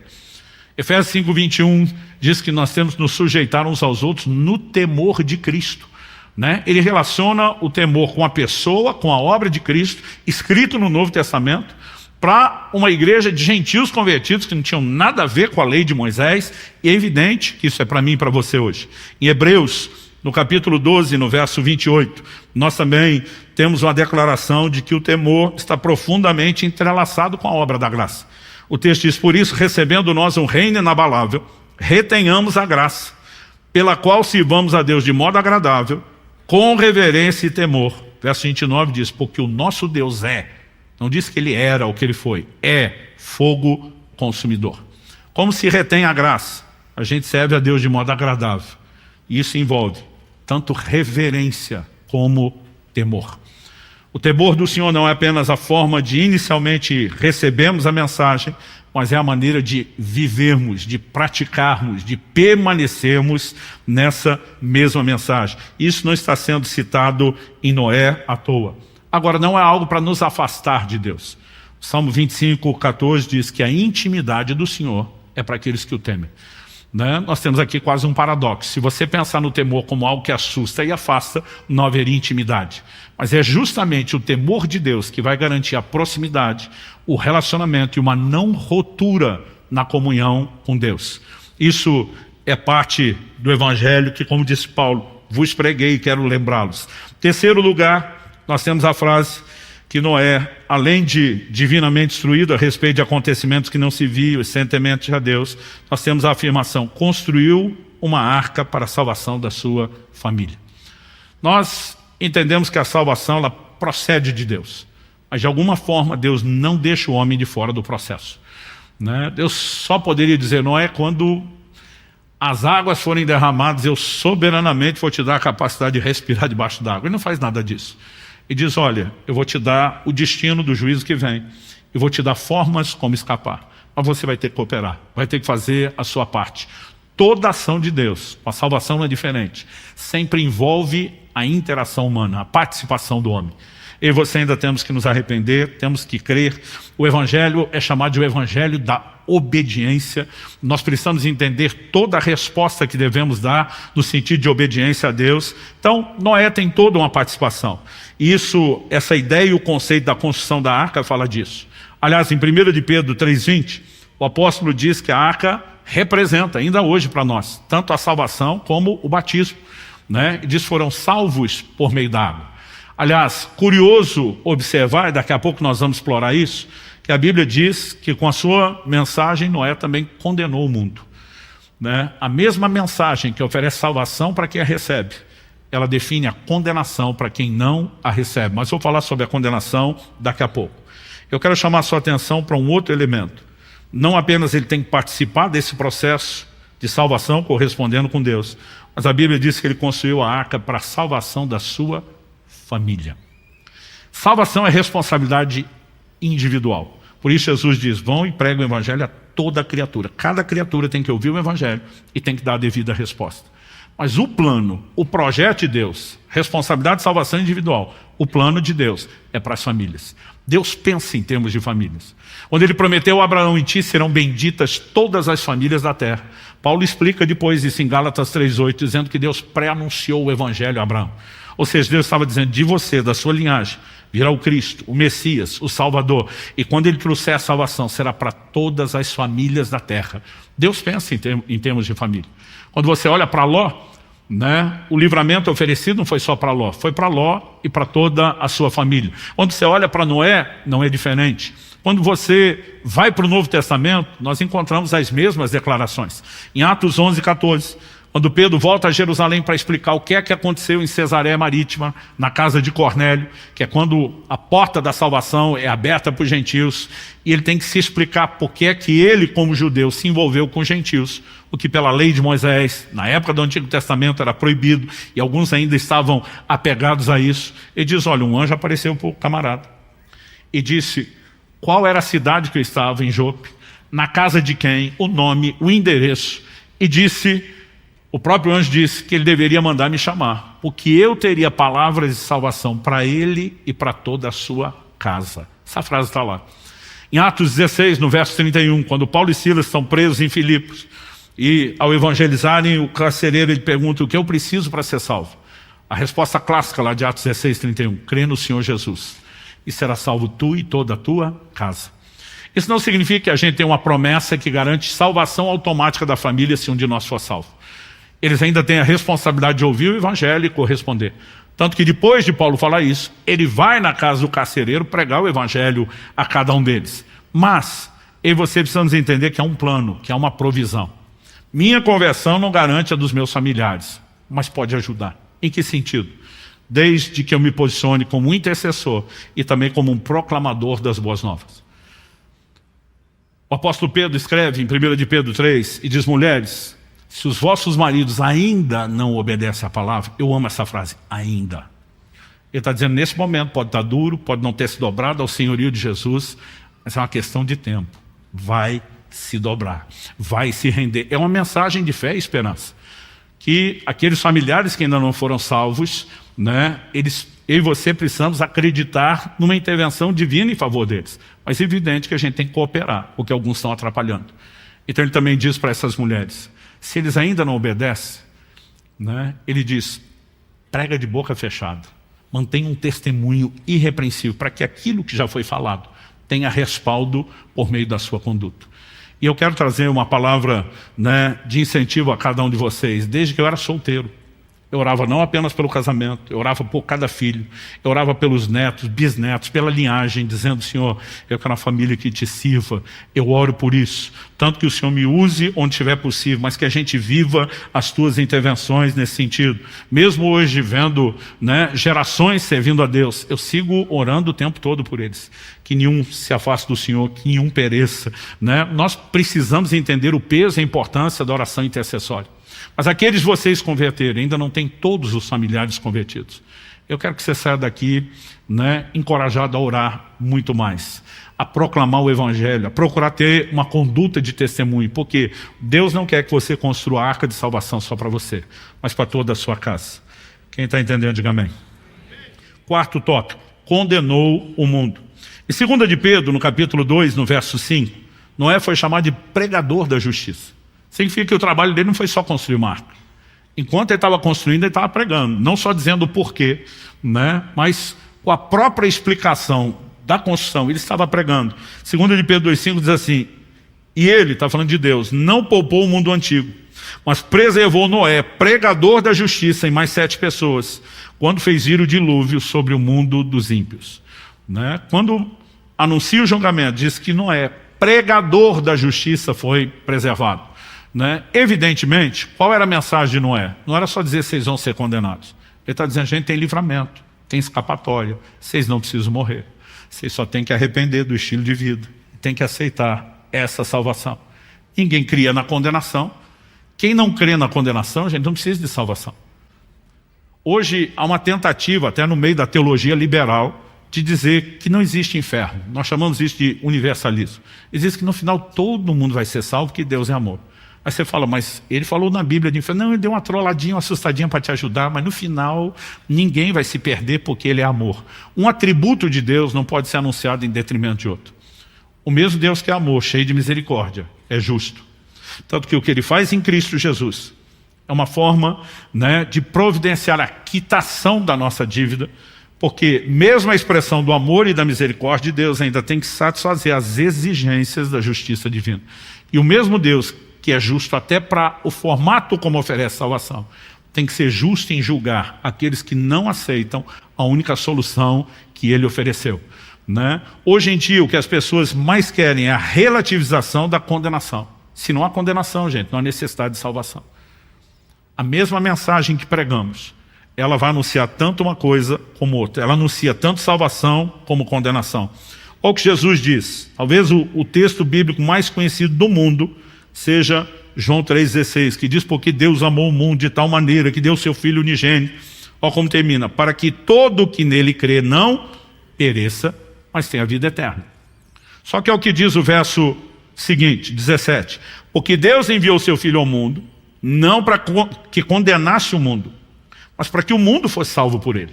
Ou seja, a ideia não é condenar, é salvar. E significa que não há condenação? Não. Olha o verso 18, quem nele crê não é condenado, mas o que não crê já está condenado, porque não crê no nome do unigênito Filho de Deus. Já estão debaixo de condenação. Deus envia uma mensagem de salvação dizendo, eu quero poupá-los, eu quero evitar isso. Se a mensagem não é recebida, não é abraçada, a condenação é inevitável. Não adianta esperar que a gente tenha, né, um estilo de mensagem, de proclamação do Evangelho, que agrade o ouvido das pessoas que vivem nesse sistema.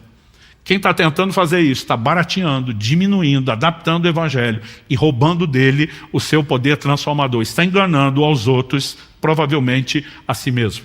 A mesma mensagem que reconhece que tem salvação, ela precisa reconhecer que existe condenação. Se não há condenação, não há motivo para que se ofereça salvação. Talvez essa seja a razão pela qual nossa mensagem cria tanto desconforto. Não há como você anunciar algo certo sem com isso contrastar aquilo que está errado. Eu lembro de um ambiente de trabalho, ainda naquela fase, né, de solteiro, jovem, onde o pessoal implicava comigo porque eu não aceitava mentir. Eu dizia, gente, aonde isso é motivo para vocês me atacarem? Se eu estivesse fazendo algo errado, Aí um deles falou, não, mas é porque você deixa ruim para nós, porque se qualquer um de nós fazer, a gente não fica bem. Ou seja, não tem como você bater no que é certo, sem que você exponha e condene aquilo que é errado. Dito isso, eu e você precisamos entender que a ideia de Noé não era condenar, e sim salvar. Mas para as pessoas que não correspondem à mensagem, Pedro diz assim, 1 de Pedro 3,20, sobre os que não corresponderam à mensagem, os quais no outro tempo foram desobedientes, quando Deus aguardava com paciência nos dias de Noé, enquanto se preparava a arca, na qual poucas pessoas, apenas 8, foram salvas através da água. Olha o que a Bíblia está dizendo. Deus foi paciente nos dias de Noé, enquanto a arca era construída. Ele está anunciando, vai ter juízo. Vocês ultrapassaram todos os limites, mas anos de longanimidade foram oferecidos. Deus sendo paciente, mas eles insistiam em ser desobedientes. Aliás, no livro do Apocalipse, vemos o próprio Jesus falando a uma mulher na igreja de Tiatira, dei-lhe tempo para que ela se arrependesse. Mas ela não quer se arrepender da sua prostituição. Deus nunca estabelece juízo sem oferecer misericórdia. E quando a misericórdia não for abraçada, é fato que o juízo se seguirá. Dito isso, eu e você não podemos esperar ser amados, celebrados por aqueles, né, que condenamos seu estilo de vida, seja com a mensagem falada ou com a mensagem vivida. Em 1 de João 3,13, o apóstolo diz, irmãos, não se admirem se o mundo odeia vocês. Gente, nós estamos na contramão do sistema e nós não podemos evitar a oposição. Não tem como você esperar viver, proclamar o evangelho de forma integral, ser aplaudido e celebrado por todo mundo. Sempre vai gerar desconforto. E nós precisamos reconhecer isso. Por quê? A Bíblia diz que os que estão no mundo, e não estamos falando de um lugar geográfico, estamos falando de um sistema. Isso fica claro quando em João 17, Jesus orando ao Pai pelos discípulos diz, não te peço que os tires do mundo, mas que os livres do mal. Né? Não cabe na nossa teologia o crente ir se esconder do resto do mundo, num convento, vivendo num lugar à parte, porque nós somos chamados para ser luz do mundo, para ser sal da terra. Não é sair do ambiente, mas é não ser engolido pela sua influência. Essa diferença precisa ser entendida. Mas em 2 Coríntios 4,4, o apóstolo Paulo diz que o Deus desse mundo cegou o entendimento dos incrédulos para que não lhes resplandeça a luz do evangelho. Paulo constrói uma ideia antes de chegar nessa afirmação. No capítulo 2 ele diz, quem conhece as coisas do homem, senão o espírito do próprio homem? Aí ele diz, é por isso que Deus nos deu do seu espírito, para que a gente conheça daquilo que é dele. Na hora de dizer isso, Paulo diz, porque não recebemos o espírito que vem do mundo, mas o espírito que vem de Deus. A mentalidade, a forma de pensar e os valores do mundo não são apenas fomentados por meio de uma cultura, mas quem controla a cultura é um espírito. O livro de Efésios se refere ao período antes da conversão, dizendo o espírito que agora atua nos filhos da desobediência. Há todo um sistema que está debaixo de uma cegueira espiritual. Eles não apenas não conseguem entender o que pregamos, mas passam muitas vezes a reagir até mesmo com ódio. É por isso que eu e você somos ordenados a viver de forma diferente. Romanos 12, falando da transformação, a Bíblia diz, transformai-vos pela renovação da vossa mente. Antes de falar isso, ele começa dizendo, não vos conformeis com esse mundo. Conformar não é aceitação, conformar é tomar forma. A NVI traduziu isso, não vos amoldeis a este mundo, mas transformem-se. Em vez de ser igual a eles, sejam diferentes. Como? Pela renovação da vossa mente. A palavra de Deus, ela vai reprogramar a nossa forma de pensar, os nossos princípios, os nossos valores, para que a gente não compactue com o mesmo sistema daqueles que estão debaixo de cegueira. Resumindo, nós não podemos fazer as pazes com o mundo. Um versículo que eu não apenas li, ficava repetindo, falando em voz alta, decorando na minha adolescência. Foi 1 de João, capítulo 2, do verso 15 ao 17. Eu dizia, em nenhum momento o crente que quer ser fiel a Deus pode esquecer isso, por isso que eu falava, declarava tanto, né, repetia. Ele diz, não ame o mundo, nem as coisas que há no mundo. Se alguém amar o mundo, o amor do Pai não está nele. Porque tudo que há no mundo, os desejos da carne, desejos dos olhos, a soberba da vida, não procede do Pai, mas procede do mundo. Ora, o mundo passa, bem como seus desejos, mas aquele que faz a vontade de Deus permanece para sempre. Nós precisamos entender, né, que parte da razão pela qual esse mundo se sente condenado a ponto de reagir de forma bem oposta, diversa a gente, né, é justamente o que eles não conseguem entender, a maneira como nós tratamos esse sistema, não só como perigo, como uma armadilha, mas como algo profundamente nocivo. Na carta de Tiago, no capítulo 1, no verso 26, ele termina o versículo falando de uma religião que é vã. Basicamente ele está dizendo inútil, não leva a lugar nenhum. Mas no verso 27 ele diz: a religião pura e sem mácula para com nosso Deus e Pai é esta: visitar os órfãos e as viúvas nas suas aflições e guardar-se incontaminado do mundo. Ele resume a verdadeira religião dizendo: você tem que se importar com o necessitado. E nós precisamos entender, gente, que isso não é um conceito meramente social, é uma ordenança bíblica, né? O Evangelho exige isso. Paulo diz que as colunas da igreja, né, deram a Paulo e Barnabé ainda que pregasse o Evangelho, que ele chama da incircuncisão, as destas da comunhão. A única coisa que pediram: não se esqueça dos pobres. Paulo diz: o que eu procurei, né, me dedicar a isso. Mas além dessa questão de manifestar compaixão e misericórdia, a Bíblia diz: guardar-se incontaminado do mundo, né? Hoje em dia a gente vê muita pessoa que está tentando abraçar o Evangelho e conciliar isso com o mundo ao mesmo tempo. Não funciona, né? Tiago capítulo 4, verso 4, nos mostra que são extremos e são incompatíveis. Eu quero ler esse texto com você, de Tiago 4,4. O texto diz assim: gente infiel. Outras traduções usam a palavra adúlteros. Aliás, no grego, a palavra usada no original, moichos, significa adúltero, né? É uma infidelidade específica no contexto da aliança conjugal. Vocês não sabem que a amizade do mundo é inimizade contra Deus? Aquele, pois, quiser ser amigo do mundo, torna-se inimigo de Deus. Não tem meio termo. Ou você é amigo de Deus, portanto inimigo do mundo, ou amigo do mundo, portanto inimigo de Deus.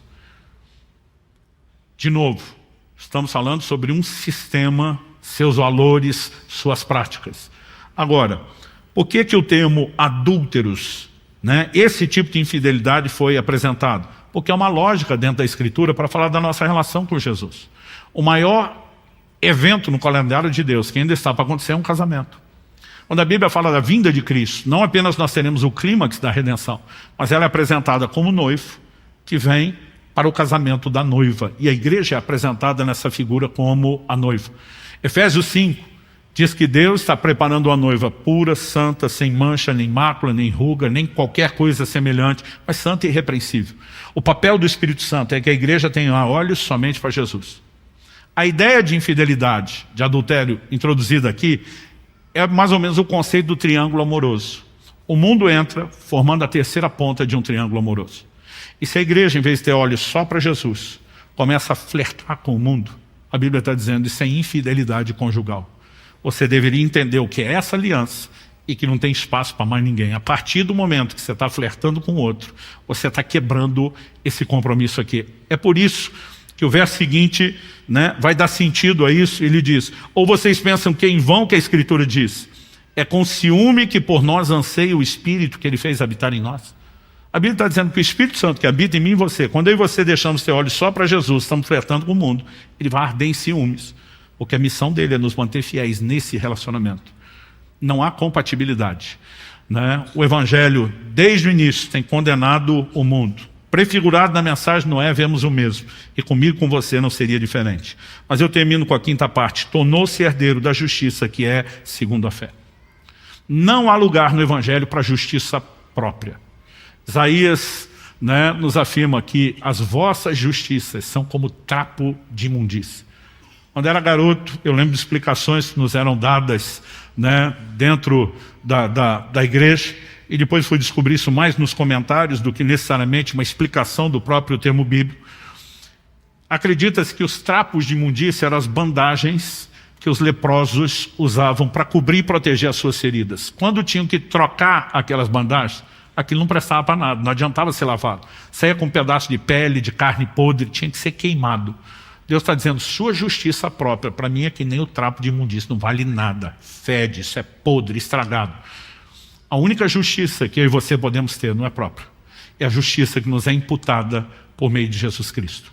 Essa é a beleza e a glória do Evangelho. Em 2 Coríntios capítulo 5, verso 21, o apóstolo Paulo, falando de Jesus, diz: mas aquele que não conheceu o pecado, Deus o fez pecado por nós, para que nele nós nos tornássemos, fôssemos feitos a justiça de Deus. A cruz é um lugar de troca. Em Gálatas, Paulo diz, né, que eu e você estávamos debaixo de maldição, mas Cristo se fez maldição na cruz, sob o madeiro, para que eu e você recebêssemos a bênção. Escrevendo aos Coríntios, ele diz que ele se fez pobre para que nós nos tornássemos ricos. E na mesma carta aos Coríntios, ele diz, o que não conheceu o pecado, santo, imaculado, se fez pecado por nós, em nosso lugar, para que nós nos tornássemos a justiça de Deus. A mensagem do Evangelho, ela mostra que o homem jamais terá justiça própria.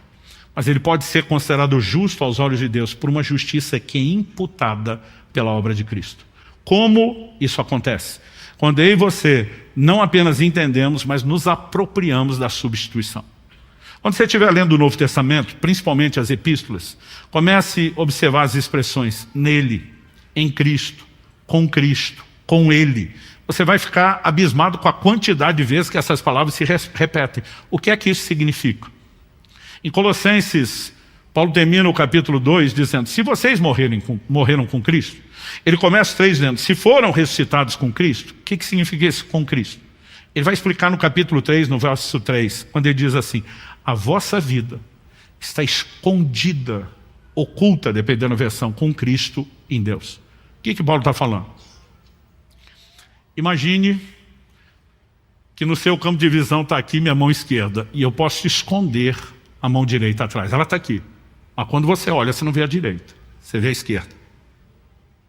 O que a Bíblia está dizendo, em outras palavras, é que quando Deus nos olha, Ele vê Cristo. Nós estamos escondidos nele. Ele não vê a nossa justiça. Ele vê a justiça de Cristo. E aí eu e você precisamos entender o que é o batismo.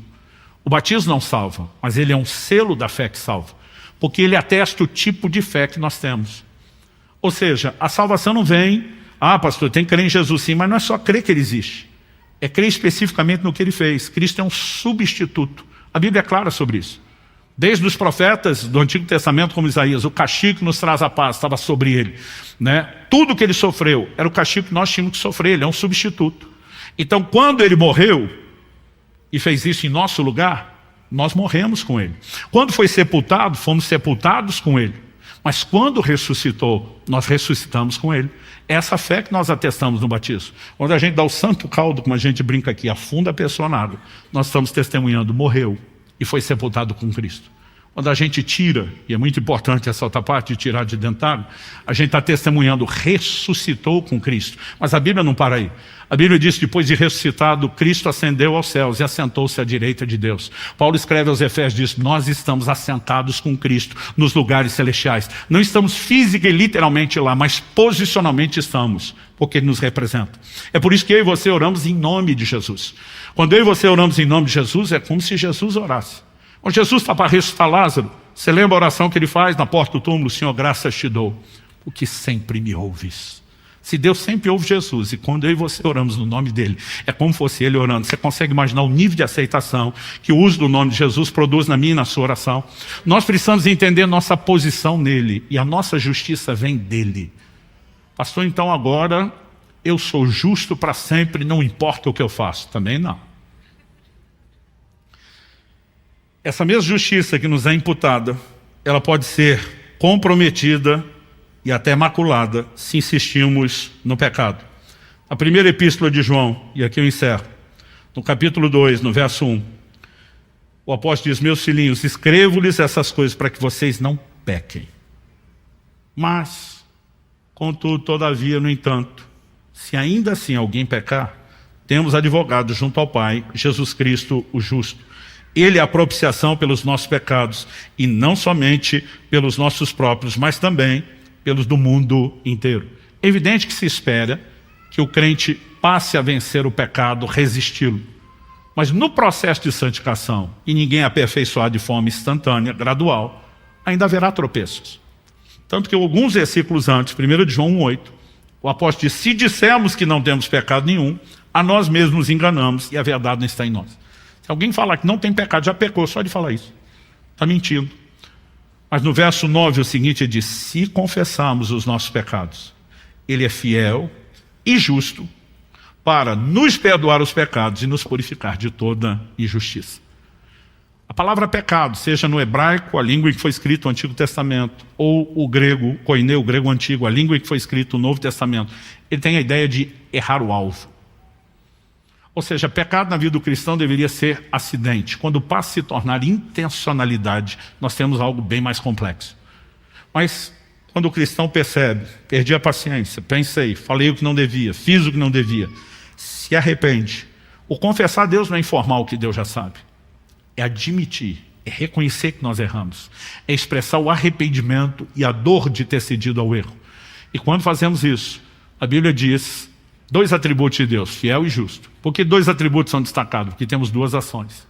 Fiel para perdoar os pecados, justo para nos purificar de toda injustiça.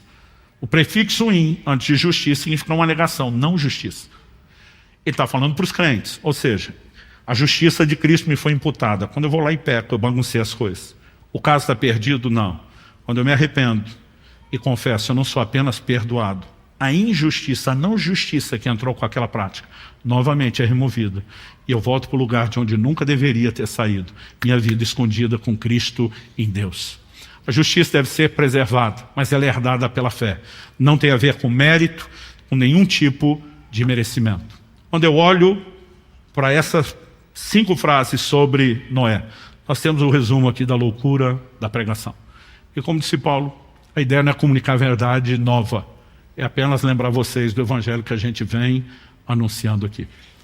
E eu quero só concluir dizendo a vocês, se a pregação da cruz é loucura, e nós tentamos viver a vida cristã apenas na sabedoria e lógica humana, nós vamos estar com isso corrompendo a definição do que é o evangelho e da sua verdadeira prática. Pai, eu oro por cada um dos meus irmãos e irmãs, os que estão nesse auditório, os que nos acompanham pela internet, ao vivo ou posteriormente por meio de uma gravação. Eu oro que a Tua palavra traga luz, discernimento, entendimento espiritual, percepção, que ela gere fé para a devida resposta. Pai, nós oramos pela capacidade de não apenas permanecermos gratos por aquilo que Cristo fez. E um dia como hoje, da ceia do Senhor, celebramos isso com muita gratidão. Mas nós oramos que a devida percepção nos mantenha num lugar de resposta contínua e progressiva para o Senhor. Onde haja crescimento espiritual, onde o Senhor seja engrandecido e cada um de nós experimente todo o aperfeiçoamento de transformação que lhe cabe. Oro de uma forma especial por aqueles que estão lutando pelas suas famílias, por aqueles que têm familiares que ainda não se converteram, que eles tanto experimentem a graça do Senhor, a ação poderosa do Espírito Santo no testemunho do Evangelho, na capacidade de viver uma vida de bom testemunho, como também de convencê-los e de iluminar os olhos do seu entendimento, para que toda a cegueira espiritual seja quebrada e a revelação de Cristo alcance o coração. Que eles possam viver o projeto de Deus de salvação para as suas famílias. Nós oramos em nome de Jesus. Se você crê e concorde, amém?